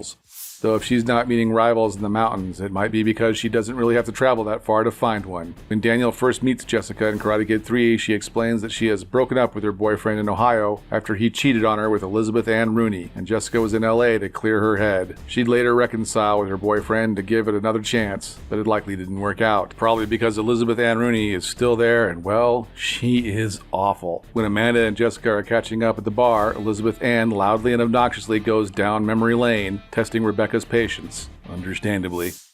Daniel and his old friends aren't the only ones with drama in their lives. During the first season of Cobra Kai, we learned that Amanda might have a bit of a past as well, and it might just be as hot-headed as her husband. She explains that she began acting out as a teenager until the day that she found out that her father was cheating on her mother with Amanda's math tutor. She takes her frustrations out on her math tutor's car with a baseball bat, which ultimately meant moving to Los Angeles. We get to hear that story from the point of view of the terminally terrible when Rooney finally remembers the nickname that she gave Amanda after she went baseball fury on the math tutor's car, Babe Ruthless. Which, honestly, that's a pretty cool nickname. While it wasn't Silver that messed up Mr. Miyagi's bonsai tree, he certainly financed it. One of Silver's big moves is to push people to act out, so he looks innocent when the person he's been needling finally has had enough. Knowing that even still today, Daniel is emotional and hot-headed, all he has to do is hint to Daniel during the charity auction that he'll undermine his wife to the woman she's trying to impress, and to tap him with his finger, and Daniel will react. I have no intention of ruining her day. Let's just hope nothing else ruins it for her. When Silver makes his flop for the refs, it's right into the 3 bonsai trees that the LaRussos had donated to the auction, and Silver had bought with an exorbitant sum just to make Daniel uncomfortable. Bonsai trees are not safe around Silver. One of the more memorable scenes in Karate Kid 3 is when Silver is on the phone with his buddy Kreese, who's enjoying the good life in Tahiti. When talking about what Silver is going to do to LaRusso, Kreese reflects on when he cut his knuckles trying to punch Mr. Miyagi and has a request. Make him bleed. Silver greets that suggestion with the kind of enthusiasm usually reserved for a kid who gets a Nintendo on Christmas, shouting, "Ooh, I like that! I like it a lot!" The Tang Sudo master reveals some of her plan to provide a challenge to bring out Tori and Kenny's leadership skills. He gives her a much more reserved reading of that line. Silver, as it turns out, is a man of many recurring habits. His plan to humiliate LaRusso is complicated and has many moving parts, and one of those is hiring the bad boy of karate, Mike Barnes, and even hiring him some friends, Snake and Dennis. Dennis really needs to up his nickname game. As things begin to ramp up over Season 5, we see that Silver still has his go-tos. In this case, hiring the best senseis of Tang Sido, who also act like his private army that keeps the trio of Chosen, Johnny, and Daniel from facing Silver head-on. Well, for a little while anyway. Silver was meticulous in creating the character to manipulate Daniel. That meant that he couldn't show up in an expensive luxury car. He needed to look like an everyman, so he had his people go out and get him some options. The car that Silver chose was a mini pickup with a chopped-off roof. Apparently, the character Silver wanted to play was a guy who drove around in an abandoned lowrider mini pickup project. It's a bold choice. Silver still has his people out there finding cars for him because his car guy manages to find Johnny's custom Cobra Kai Challenger to give it to Stingray for his continued loyalty. A chopped mini pickup is really the least bold of choices that Silver makes during Karate Kid 3. The giant sink bubble bath where he conducts business alone is a remarkably wild choice, though there's another choice that Silver makes when he's no longer trying to be an everyman. Silver overcorrects so hard that he ends up with a rich guy affectation that predates Silver himself. The ascot. The ascot is a bold fashion choice. During a flashback, when Silver is preparing to leave the Korean dojo to join the family business of putting toxic chemicals where they ought not to be, he adopts the ascot, joining Fred from Scooby-Doo as notable ascot wearers. One thing we've learned about the older Silver is that he has acquired a taste for the fine liquors and wines, or at the very least he likes to use them to show off both his wealth and his sophistication. When Chosen goes undercover to apply to be a Cobra Kai sensei, Silver is intrigued by Chosen, who is clearly not just an instructor but a master. He invites Chosen over both to get a bead on Chosen and to impress him. To that end, he pours Chosen whiskey from Kyoto that he calls the best in the world. If there's one thing that Silver knows, it's branding. The decanter he pours the whiskey from, naturally, has a crystal cobra head. Eventually, Silver sees through Chosen's ruse as Sensei Joe, and it's via the way he drinks his whiskey. Chosen is pretending to be from Kyoto, which turns out to be a favorite place of Silver. He hopes to connect with Chosen over the drink, but Chosen gives himself away. That's because you can take the man out of Okinawa, but you cannot take the Okinawa out of the man. It turns out Silver knows his stuff. Throughout Japan, Kenpai is a common salute when drinking. Everywhere that is, except the island of Okinawa, which has its own traditional salute. Kari. Either that or Silver read the same websites I did to look that up. The whiskey, Yamazaki, is not cheap. A bottle of 18-year-old single malt goes for about $1,200. Sip it gingerly. Making Daniel bleed wasn't just a chance for Silver to go over the top with his giddy delight of torturing a teenager. Convincing Daniel to bloody up his own knuckles ended up being the symbol that Daniel had gone too far, that he had let Silver get in his head enough that Daniel was hurting himself instead of Silver or Barnes doing it. When Daniel starts to go over the edge, he ends up facing Silver in Stingray's condo. It's not LaRusso losing the fight that throws him, but when he bloodies his own knuckles in the process. Silver has once again gotten in Daniel's head, so that he's hurting himself. Tori experiences her own make her bleed training by facing the same dummy LaRusso bloodied his knuckles on, but this time with stone plates instead of wooden ones. When Silver finally reveals his true self and Kreese is alive and well, even after getting kicked into the mirror by Mr. Miyagi, Silver and Kreese reveal their plan to open Cobra Kai dojos all over the valley. Now we know that's only part of Silver's master plan to go global, but more importantly, they aim to erase the legacy of Miyagi-Do karate. Most of this is a wild misread of the things Miyagi finds important. Never mind that the style is alive and well in his home of Okinawa. When Kreese tries once again to connect with his protege Johnny, in another bid to rekindle what he hoped to build, Johnny repeats Silver and Kreese's prediction right back at him. His legacy will die and everything he's done will be erased. Of everyone in Cobra Kai, Johnny might have the biggest changes since the beginning of the show, especially in Season 5 where he starts to take on not just the responsibility of a relationship with a single mother, but the realization that she is expecting her and Johnny's child. When Johnny wants to step up, he uses his newly acquired goggle skills to look up what he needs to do in order to be a good father. We get a good glimpse of Johnny's search history with the autofill, including the time he asked Goggle how to tell Miguel he was, intimate with his mother, or how to get the graffiti off his van, or how to get the smell out of his car. And of course, where to find hot babes. Eli has made the journey from computer geek with a scar on his lip from cleft lip surgery to a mohawk sporting bully of his own until he starts to reconnect with his own conscience. His former Cobra Kai teammates shave his mohawk in an attempt to take away his confidence, but his instructors and teammates help him find it again. Season 5 sees him growing his signature hair back, but it's in the transitional phase known as the faux hawk. Essentially the styling your hair into a mohawk the way you used to do with a shampoo as a kid. It's also the name that Kenny suggests for Hawk when he manages to beat Hawk in the duel for entry into the International Championship.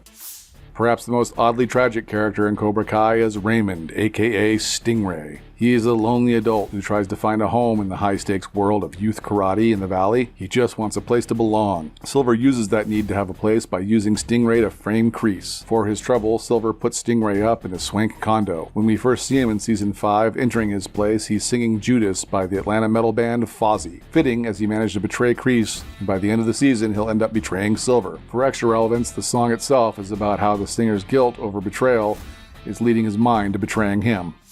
There's a reason that Carmen and Johnny have gotten together, and it's not just proximity or even looks. They share a taste in music, agreeing that Metallica is the best music for their future child. They also share a powerful nostalgia for the 80s. When Carmen has a dream about Johnny, it combines him being a handyman and then participating in a Top Gun-style volleyball game, even set to playing with the boys.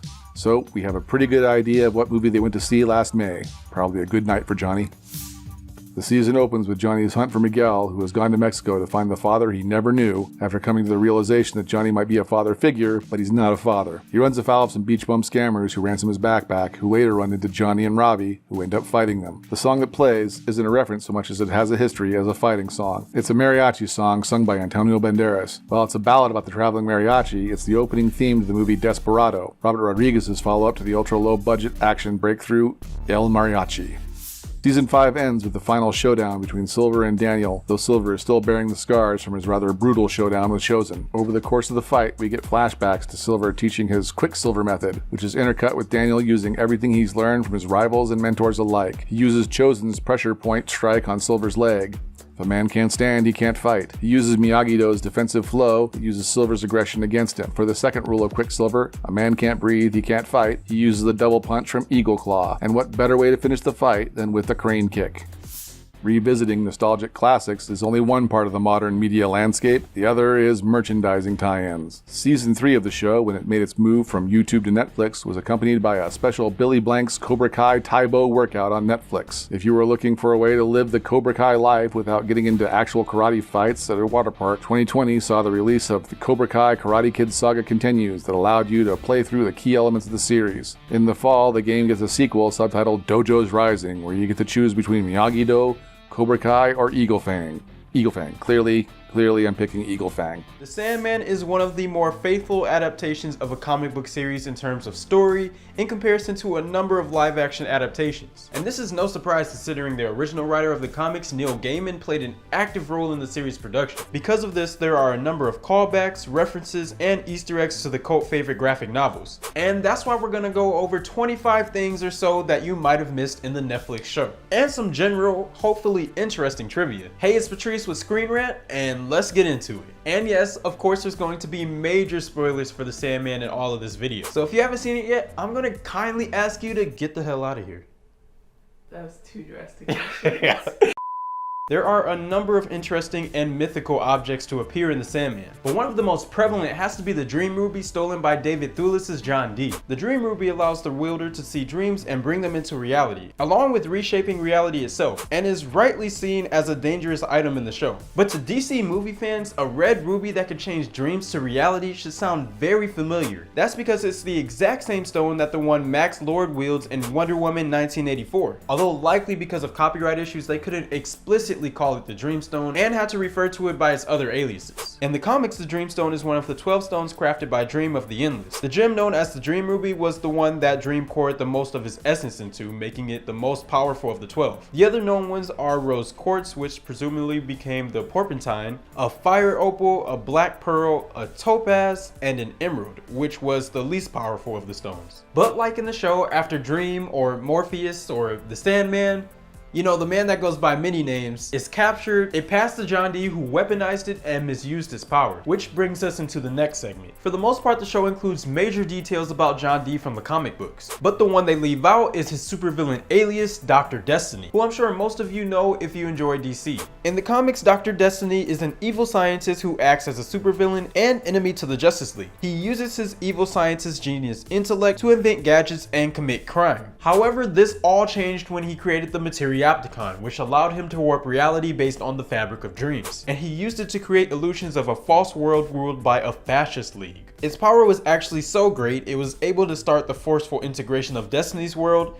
into the real timeline. Eventually, Dr. Destiny / John Dee is defeated by the Justice League and is sent to find out in the next entry. After his defeat at the hands of the League, Dr. Destiny is sent to the one and only Arkham Asylum, home of some of the most famous Gotham inmates such as the Joker, the Riddler, and according to Matt Reeves' Batman, Martha Wayne. Of course, at the start of the show, we see John Dee behind bars at some unnamed, at least I think it's unnamed, mental asylum. And that is likely because once again, they don't have the copyright to call it Arkham Asylum. Or maybe they just didn't want to associate this show with the DC world to confuse the audience. Either way, Dr. Destiny doesn't find himself behind bars for too long in the comic books. That's because he manages to escape and reunite himself with the Dreamstone or Materiopticon once again. He then fled to an all-night diner where he took over the minds of everyone there, toying with them by showing them their ultimate nightmares, causing them to all murder each other. And I'm gonna be real with y'all for a sec, that was the best episode of the show. That whole 30-minute sequence leading up to them all killing each other, that was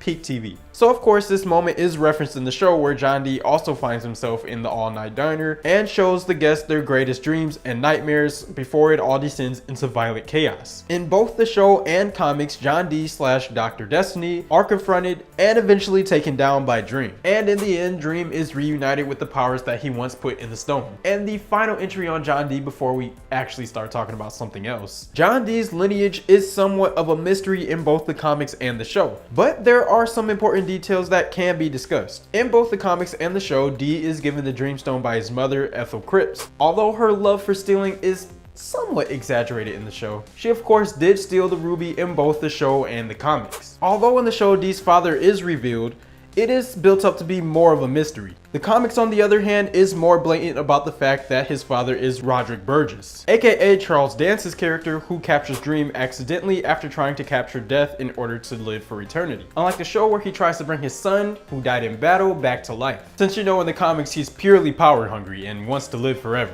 Another major difference between the Roderick we see in the comics and the show is his passing. In the show, Roderick is taken out after being pushed by his son Alex, who eventually takes over his father's estate and continues to keep Dream captive. Alex also does the same in the comics. However, he doesn't actually kill his father because there isn't that whole conflict of the Magus loving his dead son more than the son that he still has. In the comics, his father dies from a heart attack, which is a lot less interesting in my opinion. Speaking of Dream's capture though, Roderick removes his ruby, which we already have discussed, his helm, and his bag of sand, which kind of looks like an exaggerated beaked mask used by the doctors during the Black Plague. Also kind of fitting considering that we get flashbacks to the 1300s. In the comics, the helm was crafted by Dream from the spine and skull of a god eons ago. The comics too also show the helm going to a demon after enhancing an amulet for it. The only difference is that instead of Dream going against Lucifer in a battle of wits, he instead faces the demon head on. Like the Dreamstone, you'll probably be very familiar with the character Lucifer Morningstar, mainly because they're the devil, and also Lucifer's consort Mazikin, as they are of course stars of the cult favorite show Lucifer. However, before the show was released, Neil Gaiman confirmed that there wouldn't be a crossover between the two shows, meaning that Gwendolyn Christie was cast as the character instead of Tom Ellis, and the whole going to Earth and opening a piano bar storyline has seemingly been scrapped. However, while there was some backlash over Christine's casting, her aesthetic is arguably closer to the comics than Ellis's is. That's because in the comics, Gaiman based the look of the character on music legend David Bowie. Another major character to appear in the show and the comics is Boyd Holbrook's creepy and sadistic Corinthian. The Corinthian's most notable physical feature are his lack of eyes, with him having in their place 2 rows of small jagged teeth in each eye socket. Luckily, he seems to be a little bit considerate because he hides those nasty looking things with his sunglasses. octopuses. But one thing you might not have known is that he can speak, eat, and even breathe through those two tiny little mouths, as we see in the show when he devours the eyes of his victims. Also, one major difference is that in the show, the Corinthian was introduced in the very first episode, but in the comics he was introduced all the way in episode 10. This was most likely done to give the show one central main antagonist and kind of link all the story arcs together. Another major character in the show is Matthew the Raven, voiced by the one and only Patton Oswalt, and like others in this video, the character has a wider history inside of the DC universe. Matthew was originally a man named Matthew John Cable and first appeared in the comic Swamp Thing. In the comic, Matthew has a car accident and is tricked into being possessed by his wife's evil shape-shifting uncle, Anton Arcane. However, Matthew manages to break Arcane's hold on him as he doesn't want to harm those closest to him, but ends up having his injuries get to him and slips into a coma. While in that coma at the hospital, some nefarious hospital staff decides to harvest his organs, and so his wife decides to cut off life support. And since Matthew was dreaming when he died, he became a part of the dreaming and was asked by Dream, I'm saying Dream a lot in this sentence, if he wanted to be reincarnated as a raven. Of course, Matthew accepted and was brought back in the Sandman. Another character who stood out in the show was Jenna Coleman's Lady Joanna Constantine. Now, even to people without much comic book knowledge, the name Constantine will likely be familiar to you, and that's because of the character of the same name, John Constantine, who was created by comic book legend Alan Moore. Like Matthew, Constantine first made his debut in Swamp Thing, and the working class warlock proved so popular that he soon earned a solo series, Hellblazer, in 1988. As a tribute to the character's success and Moore himself, Gaiman created the character Joanna Constantine as his ancestor. The exact familial relationship between John Constantine and Lady Joanna is not fully clear, but in later comics it's revealed that one Constantine in a generation dating back to the days of Merlin is blessed with the gift of magic, yet cursed to see everyone they love fall victim to the powers of darkness. The Sandman Netflix adaptation is actually based on Volume 2 in the DC Comics. Volume 1 was released in 1974 and features a very different looking Sandman than the dark and edgy one that we see in the Netflix adaptation. Even though the show adapts Gaiman's interpretation of the character, the 1974 version does get referenced in the dreams of Jed Walker. Jed dreams of himself as a superhero, and his costume follows the exact same color scheme as the 1974 Sandman. The only difference is the costume includes a new hourglass symbol. And speaking of the Walkers, one of the characters that accompanies Rose in her story is Gilbert, aka Fiddler's Green, played by Stephen Fry. The character's eclectic fashion was modeled after writer G.K. Chesterton, who served as a massive inspiration for Gaiman. Now, this might be well known for many of you out there, but if you're confused about the link between Sandman and dreams,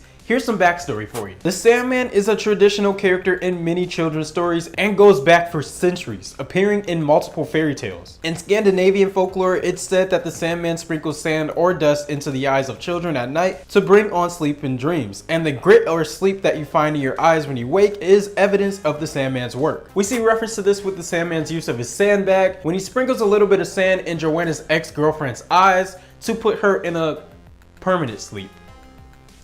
Now, going back to the Corinthian, one of the creepiest things about this already creepy dude is his affiliation with the serial killer group, the Collectors, who meet up under the pretense of a cereal convention.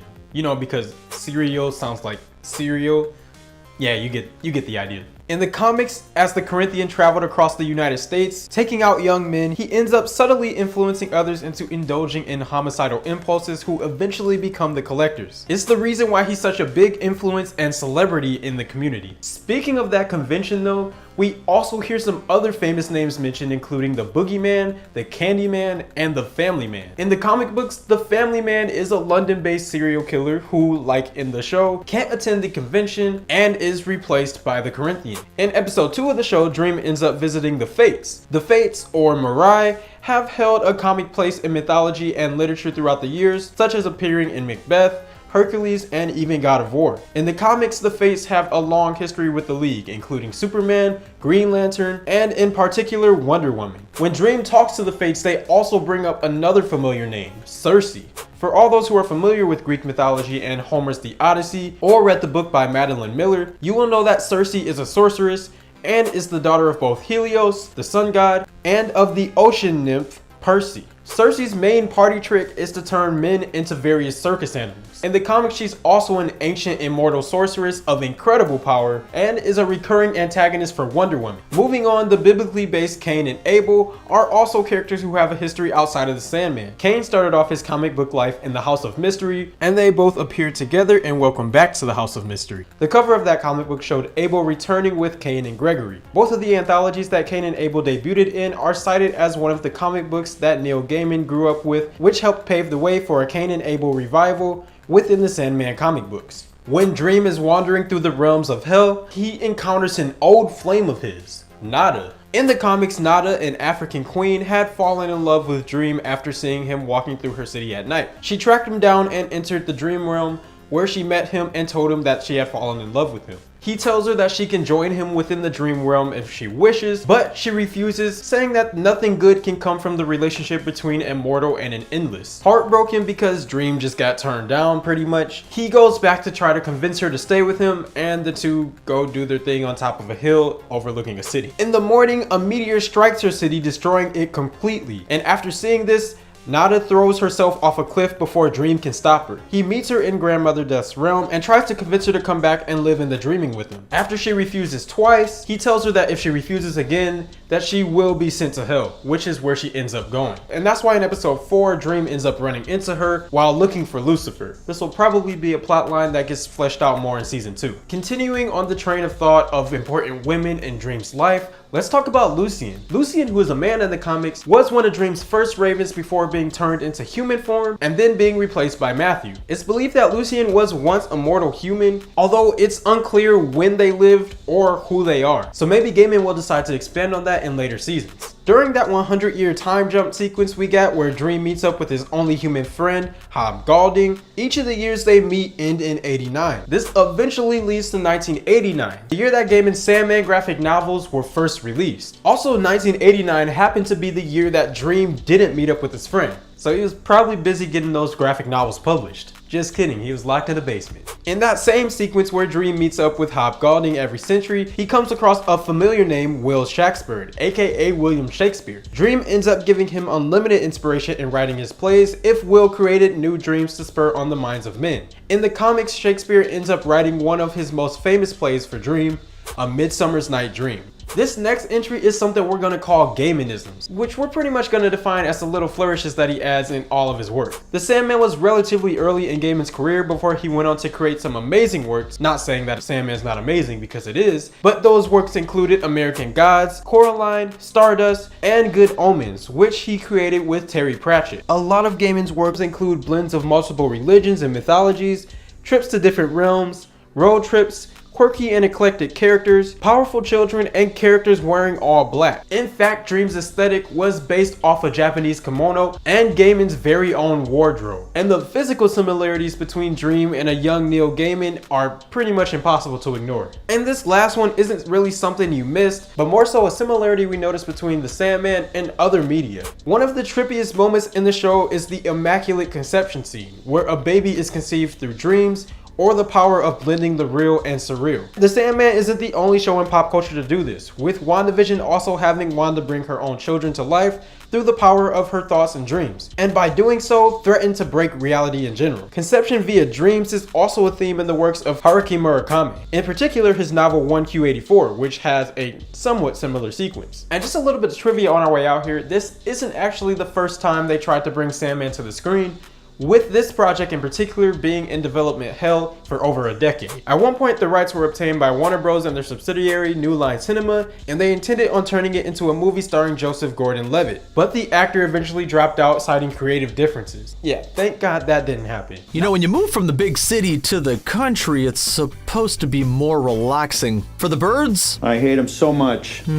Yeah. It's hard to dig yourself out of a hole, even if you're clever. For 4 seasons, Marty Bird and his family have had to navigate through irrational cartels and irrational local criminals along the Lake of the Ozarks. Each time one side's dealt with, they would inevitably trigger a new, worse problem from the other. Part 2 of Season 4 is here. Let's open up some of those secrets and how the show got there. And I'm gonna kill you. I'm gonna kill you if you don't tell me. No, you are not. Everyone knows at least one person who burns through get-rich schemes, each one crazier than the last. Okay.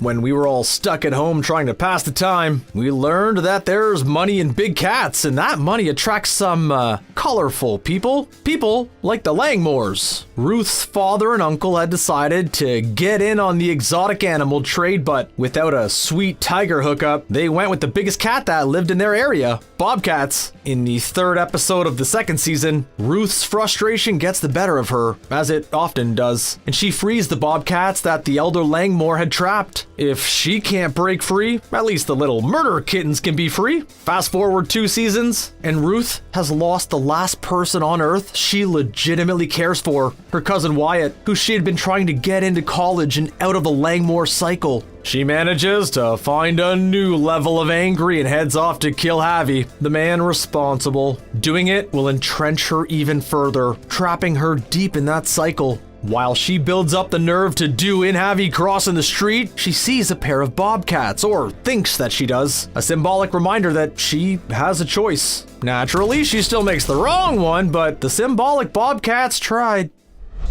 In 1994, there was a hip-hop concept album that told the story of a man growing up in the Queensbridge, trapped by his environment, making what he can of it, and yearning for a way out. While it seems like an odd fit at first, Ruth can really relate to the overall themes from the album Illmatic by Nas. It's no wonder that Ruth is a fan of 90s East Coast hip-hop. She's a big enough fan, in fact, that she'd make a pit stop on a revenge trip to tell Killer Mike she loves his stuff. I appreciate you. Thank you. Ruth's love of East Coast hip-hop from the 90s was seeded in the third episode when she asks Tuck if he's into artists like Eazy-E and Tupac. From there, the showrunners built Ruth's fandom with Notorious B.I.G. figuring into Ruth's playlist over the course of the series. For Ruth's revenge ride, music supervisor Gabe Hilfer suggested Nas's Illmatic as the soundtrack for the episode. Killer Mike's appearance came as a result of an unexpected friendship between Laura Linney, who plays Wendy, and the rapper. Turns out Killer Mike was a big fan of Linney's from the show The Big C, and on a flight that they shared, he talked about her, and about what a big fan he and his wife were. Since then, they've been keeping in touch. Killer Mike had already been public about his love for the show, and Linney was able to contact Killer Mike, who was all too happy to appear. Killer Mike isn't the only musical fan of the show to have their fandom rewarded. Broadway soprano Rebecca Luker, a 3-time Tony Award winner, became a fan of the show under less than stellar circumstances. She was diagnosed with ALS, also known as Lou Gehrig's disease. While she was offstage, she told the New York Times that she'd been watching Ozark in lieu of other musicals. Sadly, Luker succumbed to her condition in December of 2020. As a tribute to their Broadway fan, when Ruth and Rachel see a lawyer about the status of Darlene's shares in the casino, the lawyer they visit is named Rebecca Luker. Laura Linney posted a memorial on her Instagram account for the singer when she passed. With season 4 set to be the conclusion of the saga of the birds in the Ozarks, the showrunners were faced with the obligation of bringing all the stories around to a satisfying conclusion. 10-episode seasons has become the new default for streaming shows in the new landscape, but showrunner Chris Mundy felt the show needed a little extra time to bring the series home. After negotiating with Netflix, they settled on 14 episodes split into 2, so they still felt distinct but allowed the show to finish without bleeding over into another season. Even with the extra episodes, the ones for the second half of season 4 ran longer than normal, with the finale topping 70 minutes. Part of the allure of so-called prestige television is that it brings with it theatrical production values. That means shooting on location. Not, of course, on location in the Ozarks. Like many productions, most of Ozark was shot in and around the Atlanta area. Around a lot of the Atlanta area, it appears. Kemp Film TV Video was able to get a hold of a production schedule that showed that the 4th season would cover 40 unique locations. To make things even more complicated, those 40 locations were covered in 30 shooting days. That's a lot of crew moves. There was a time when television shows didn't really have endings. There was no need to plan anything out except to continually get renewed. Shows like Babylon 5, where an overall arc for the series was intended from the beginning. Now, serialization is all the rage, as shows like Breaking Bad and Lost set the stage. Bringing the shows in for a satisfying landing has been a tricky proposition for a lot of shows. There are several high-profile belly flop endings. As the birds spiraled further and further, there had to be an endgame for them, and showrunner Chris Mundy had settled on what that would look like more or less by season 2. Though there were still some surprises and revelations along the way, but he told The Hollywood Reporter that he knew the emotional landing he wanted and tried to set that up as the stages progressed. Marty's whole plan relies on everyone acting in a cool and calm, rational manner and not do anything rash. So naturally, everyone around him does 8 rash things before breakfast. The king of unpredictable behavior in Ozark is Wendy's brother Ben. Ben's arrival in season 3 not only derailed everyone's plans, it went back to the rails and braided them before throwing them in a tree. The seeds had been sown for Hurricane Ben all the way back in season 1, when an offhand line about Wendy's delinquent brother was mentioned. Mundy decided to introduce him in the flesh as a complication for season 3, ultimately being the final spark that almost catches the birds up. Jason Bateman, along with his sister Justine, has been around for a while, with his first role in Little House on the Prairie. But for modern audiences, Jason Bateman's biggest claim to fame is his role as part of the Bluth family on Arrested Development. In fact, part of the allure of doing this show was to shake the perception of Bateman as a comedic straight man. Not that he's running away from his success. There were subtle nods to his time as a Bluth, where he played a relatively smart guy no one listened to, so he wasn't straying that far. One of the longest setup for payoffs for a gag was the senior Bluth repeating, "Always money in the banana stand," which turned out to be literal. He stashed cash in the walls of the banana stand, something Michael only learned after it had burned down. Stashing money in the walls becomes a practice for the birds as well. The kids even talk about finding some left over as the family made their final doomed attempt to leave the Ozark adventure behind them, saying that they left it there for the next tenant to find.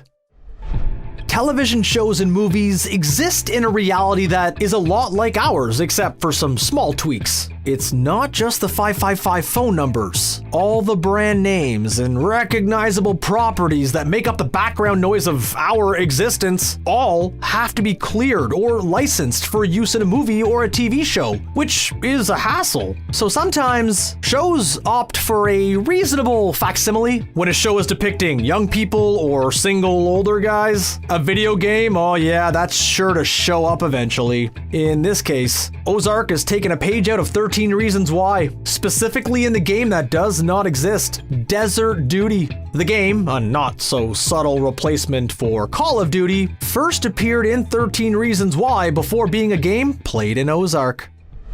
If we were prone to generating elaborate theories out of some barely noticed minutia, there might be evidence that the entire run of Ozark is actually all of the characters trapped in a nightmarish afterlife. And why? Well, Hannah Nordum tweeted out something she noticed in the background of the show, specifically the televisions. It's not just that they're all playing a Canadian Football League game or even the same Canadian Football League game, but they're playing the same highlight between the Toronto Argonauts and the Alouettes from where else? Montreal. That would explain why so much seems to happen in a seemingly short amount of time. Because in Ozark, there is no real time. Just that one moment between Canadian football teams played over and over again. Or it's just a handy bit of footage to throw on a TV playing in the background. It's one or the other. The old adage for writers is to write what you know, and there are a surprising number of authors who have had dragons and or spaceships in their lives apparently. Show creator Bill Dubuque had spent his teenage years working in the Lake of the Ozarks at a resort and marina and felt that it would be a great backdrop for the show. In a relationship that fits right in with the show, during his time as a deckhand, he was known primarily as Tall Paul's brother. As mentioned before, the role of Marty Byrde runs into contrast to the role of straight man that was Michael Bluth or his character in Hancock, but there was more than just breaking out of an acting mold. Originally, Bateman was going to be the sole director for the first season of the show. Without enough time to prepare for the full season, Bateman ended up only directing 2 of the first season episodes, and then more as the series progressed, including the finale. The last 2 episodes of part 1 of season 4 were directed by Netflix veteran Robin Wright. A lot of actors have their quirks. Brad Pitt and Robert Downey Jr. like to snack while they act in their scenes. Just like Run DMC prefers their Adidas, Jason Bateman has a particular fondness for New Balance sneakers, specifically New Balance M1400 DMs in the military gray. Not a particularly easy shoe to find. Bateman's characters all share his love for the same pair of military gray trainers. Did you notice that? Never underestimate the power of branding. Sometimes when a show or movie is popular enough, they start to leak out into the real world. In Los Angeles, you can have food delivered from Los Polos Hermanos, Gus Fring's money laundering company from Breaking Bad. There's even a bar modeled off the cantina in Star Wars called Scum and Villainy. Even though it's a show about corruption and organized crime running rampant on the shores of the Lake of the Ozarks, the tourist spot has embraced the attention from the show, including opening up a Marty Bird's restaurant. Probably best to keep the books tight on that one. These days, people are becoming more aware of how movies and TV shows use color palettes as part of the show. The Defender show on Netflix highlighted colors associated with the heroes. And of course, as we all know, in order to indicate a shot taking place in Mexico, everything gets a nice coat of yellow. Ozark has its own hue that it uses in all of its shots, blue. The intent there is to create the feeling of everything happening under the cover of darkness, of being underhanded. At the center of Ozark is Marty Bird's expert-level money laundering skills that he uses to spare his life when someone at his firm skims a little profit, and it dominates the way that he thinks and approaches every problem he has, sometimes to the frustration of those around him. To make sure the money laundering seemed authentic, the cast and crew got a crash course in how to make money go from ill-gotten gains to totally legal-gotten gains. As a result, the money laundering principles in the show are pretty accurate. But they hasten to point out that you cannot learn money laundering just by watching the show. And so, you took all those notes for nothing. Sorry.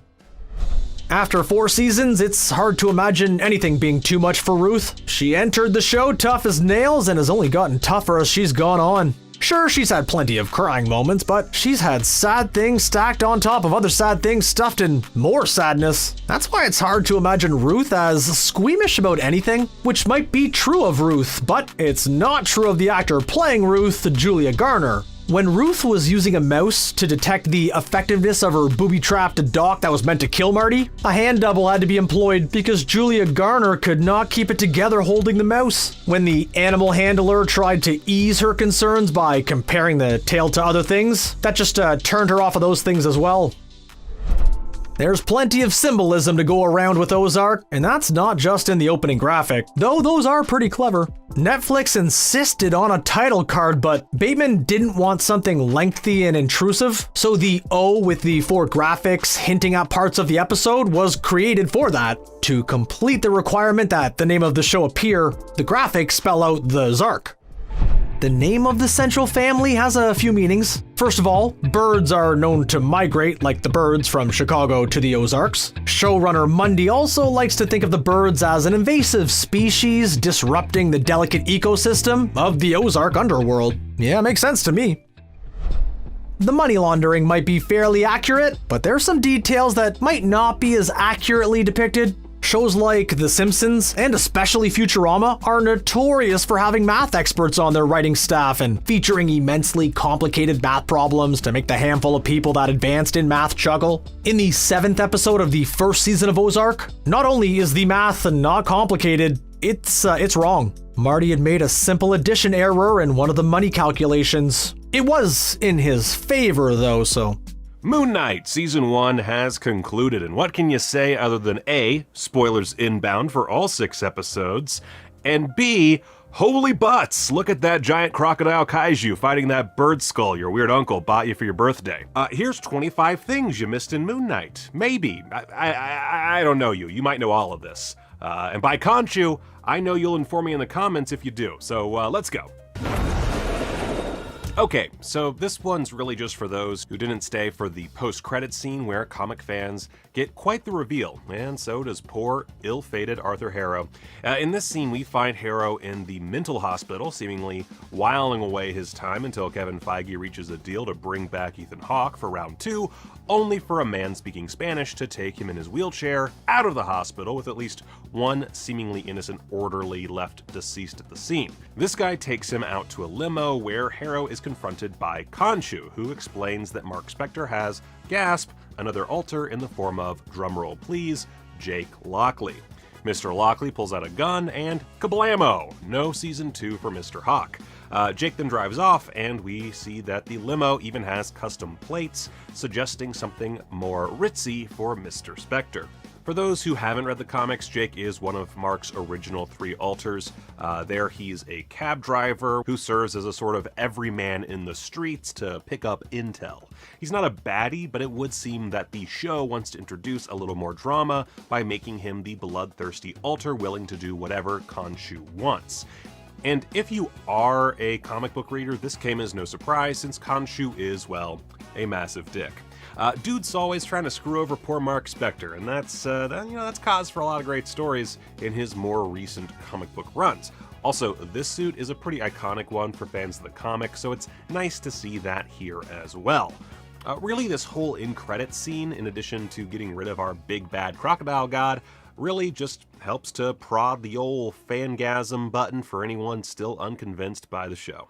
Oh, and of course Jake Lockley was referenced multiple times throughout the show, just not by name. He was responsible for unaliving these dudes in episode 3, and since Mark finds Steven in a sarcophagus, it stands to reason that this other sarcophagus contains, or is at the very least, a mental link to Jake. That limo might also be a reference to Stephen Grant's comic book version, wherein he is basically Bruce Wayne, but is more directly a reference to this limo in which Mr. Knight rides around in the Warren Ellis run, which is itself a very big influence on this series.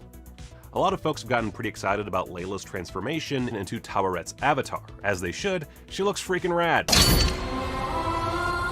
Dang, that is cool. Okay, one more time. One more. Yeah, one more. Yeah, okay, that's enough. One more. Part of the excitement lies in her seemingly being both the first Egyptian superhero and the first hero created specifically for the MCU. This isn't the case, however, as nifty as that idea might be. While the characters share very little in common, Layla's avatar identity is meant to be Scarlet Scarab, a deep-cut character whose real name is Abdul Faul. Layla's surname is El Faouli, which I'm probably messing up the pronunciation, but that's just gonna happen in this video, giving us a pretty decent foreshadowing for this big moment. There's also several other references throughout the series, such as this red scarab mark when she's in the sort of hospital, and the fact that her father calls her his little scarab. As far as Tawaret's involvement, she's never actually been a part of the Marvel comics as far as I know, so hey, first anthropomorphic hippo lady in the MCU. Boom. Back to the post-credit scene for a second. If you look real close, you'll see that it's Sinkwix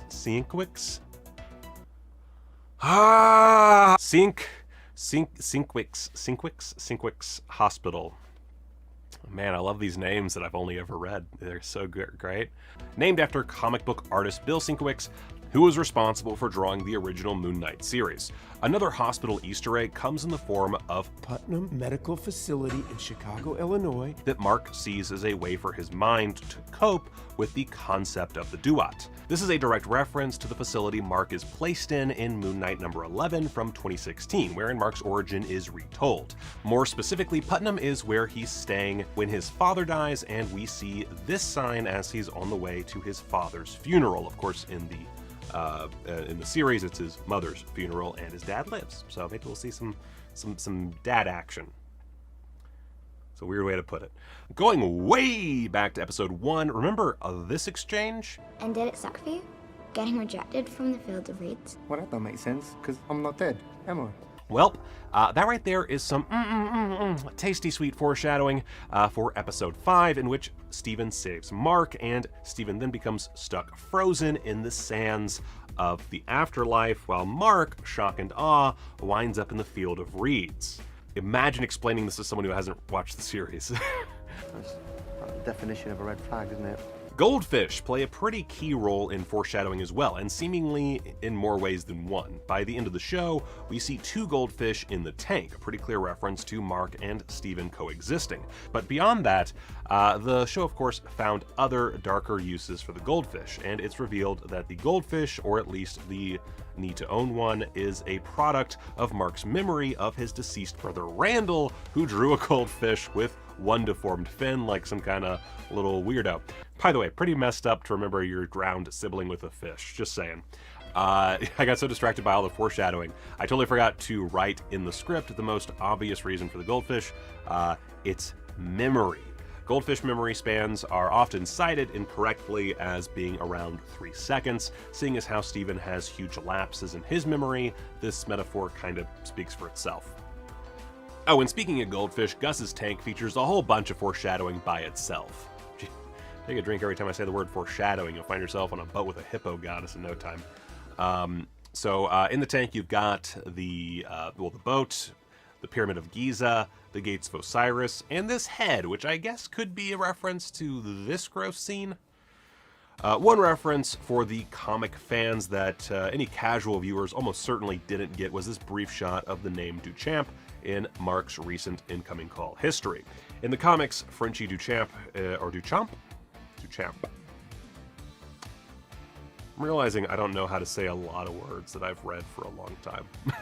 Anyway, Frenchie Duchamp is Mark's best friend and pilot whom he worked with as a mercenary before his life of Khonshu-based servitude. He's been with him ever since that first comic in Werewolf by Night. Unfortunately, we never meet Duchamp in this season, but hopefully we get him in season 2. And hopefully he has them sick robot legs. It's a whole thing. Steven's somewhat rude boss at the museum gift shop, Donna, appears to be a very slight reference to Donna Kraft, who served as his publicist when he owned Spectre Corp in the comics. Another heavily fan-speculated inclusion that doesn't really amount to much other than a cool Easter egg is this gold dude, this street performer guy, who also appears in the mental hospital, which... Oh, because it's literally Mark's mind grappling with the afterlife and his identity, so it's an actual mental hospital. I got there. Anyway, lots of fans speculated based on his appearance that this was Crawley, who in the comics is a good friend of Jake's. In the credits, we even get confirmation of the character's name, but other than a striking physical resemblance, there's not much to connect the two at this point. Another character from the comics who is brought up but never utilized is Bushman, who is name dropped in episode 5. Didn't have a ton of options after that, so I went work for hire for my old CO, Bushman. In the comics, Raoul Bushman is a cruel and sadistic mercenary who employs Mark and Frenchie, who in turn decide they need to, get out of Dodge, because that dude is freaking nuts. Bushman has a lot of influence on Mark's backstory in the comics. At one point, they're all partially responsible for Randall Specter's journey into villainy, and more importantly, Bushman is the one who unalives Marlene's father, which, for those who only know the show, long story short, Layla is the show's version of Marlene. She then saves Mark after he's left for dead by Bushman, leading to Mark becoming Moon Knight after he's dragged into the Temple of Khonshu. Apparently, he was intended to show up in Season 1, but Moon Knight head writer Jeremy Slater has stated that Bushman felt too close to Black Panther's Eric Killmonger, which, I don't know, like, I don't want to be that guy, but on a character level, there's really not that much they have in common outside of the military background and an interest in antiques. And, yeah. Moving on. Speaking of Black Panther, the ancestral plane used in that film is name dropped by Tawaret, who explains that the afterlife is real, but just seen differently by various cultures. This begs the question, what do other afterlives look like? Does this, along with the multiverse, give us endless possibilities for the return of dead characters? Time will tell. Say, are you one of those so-and-sos who keeps their phone out while watching movies and TV? Well, for once you're in the right, because throughout Moon Knight there is a sort of hidden QR code in each episode that, when scanned, links to free Moon Knight comics, which are updated weekly. Basically, this means that you will get the same comic no matter which code you scan. For example, I scanned episode 1 and episode 5's QR codes, and both got me Moon Knight Acts of Evil, featuring everyone's favorite blue time traveler, Kang the Conqueror. By the way, if you weren't totally convinced from the moment he started putting freaking broken glass in his shoes and acting all villainy right out the gate, Arthur Harrow definitely should have rung some bad guy bells by the time he started using his Egyptian god-granted powers. See all that purple energy there? Where have we seen that before? Oh right, Agatha Harkness. Same story, different century. Who of course was utilizing magical energies from the Darkhold, as well as from all them other witches she absorbed or whatever. And where does that thing get its energy from? Well, it's the Dark Dimension, or basically, well, it's hell. One reference I'm not sure was intentional, but yeah, whatever, is the psychiatric facility on a boat, which could be pulling from Mark's brief stay in a similar, although far more prison-like facility that was on board an airplane in Moon Knight number 11 from 2015. That was the Brian Wood and Greg Smallwood run, as opposed to the 2016 run by Jeff Lemire and Greg Smallwood. Y'all, Moon Knight comics are, they're confusing. Mark's childhood bedroom scene in episode 5 is in and of itself a whole dang nest of Easter eggs. We get this spaceman toy that could be referencing an unnamed astronaut altar that very, very briefly appears in that much lauded Lemire run that informed so much of this series. One could surmise it's a childhood fantasy of Mark's brought out through his DID. Heck, he even did my light just go? God dang it. Everything is awful. Everything sucks when you've got a home office. Gosh darn it. Anyway, one could surmise it's a childhood fantasy of Mark's brought out through his DID. Heck, he even gets a rad crescent-shaped spaceship, exactly as a child might imagine a space-faring Moon Knight. There's also these scales, of course referring to... Why are all my lights going out? Ah! There's also these scales, of course referring to those used throughout the series, including on Harrow and his fellow Amit cultists' wrists, as well as the actual scales used to judge Mark and Steven in the afterlife. Then there's the Tombbuster poster, which aside from extrapolating on the Tombbuster footage we see as part of the mental hospital sequence, also includes some recognizable names. Well, there's this one name that's a composite of two recognizable names. Doug Moench and Moench? This is a disaster. And Don Perlin were the original creators of Moon Knight back in 1975, and the star of Tombbuster is referred to as Doug Perlin. Tombbuster is a Timely Atlas studio production. Marvel Comics was founded in 1939 as Timely Comics, and eventually became Atlas Comics before being rebranded as Marvel Comics in 1961. And as long as we're talking Tombbuster, this old school movie beloved by young Mark might be a reference to the 2011 Moon Knight comic book run by Brian Michael Bendis and Alex Maleev, in which Mark funds a TV show called The Legend of Khonshu based on his adventures. Also during Mark's stay in the mental hospital, we get a shot of this Moon Knight figure, which is an actual toy sold as part of the Marvel Legends line in 2020 as a Walgreens exclusive. Watterson Food and Liquor, seen in episode 5 behind sad boy Mark Spector during his mother Shiva, appears to be referencing Trevor Watterson, the co-executive producer on all of the MCU shows on Disney+. In episode 1, we begin with Harrow filling his shoes with glass as a means of penance due to his impure, violent mind as a former servant of Khonshu, now serving Amit. Something we, of course, don't know in that moment. As this happens, Bob Dylan's Every Grain of Sand plays as our fun little soundtrack during this rather dark opening. Later in episode 2, the song plays diegetically in the background as Harrow is showing off his swanky cult headquarters. Considering the song is all about devotion to a god, in real life referring to Bob Dylan's born-again Christianity, it fits nicely in describing Harrow's and even Mark's motivations. And since I'm talking episode 2, let's end with the beginning, when Steven is being shown evidence by these phony cops about Mark's nefarious past. The file number is 1975, the year of Moon Knight's first appearance.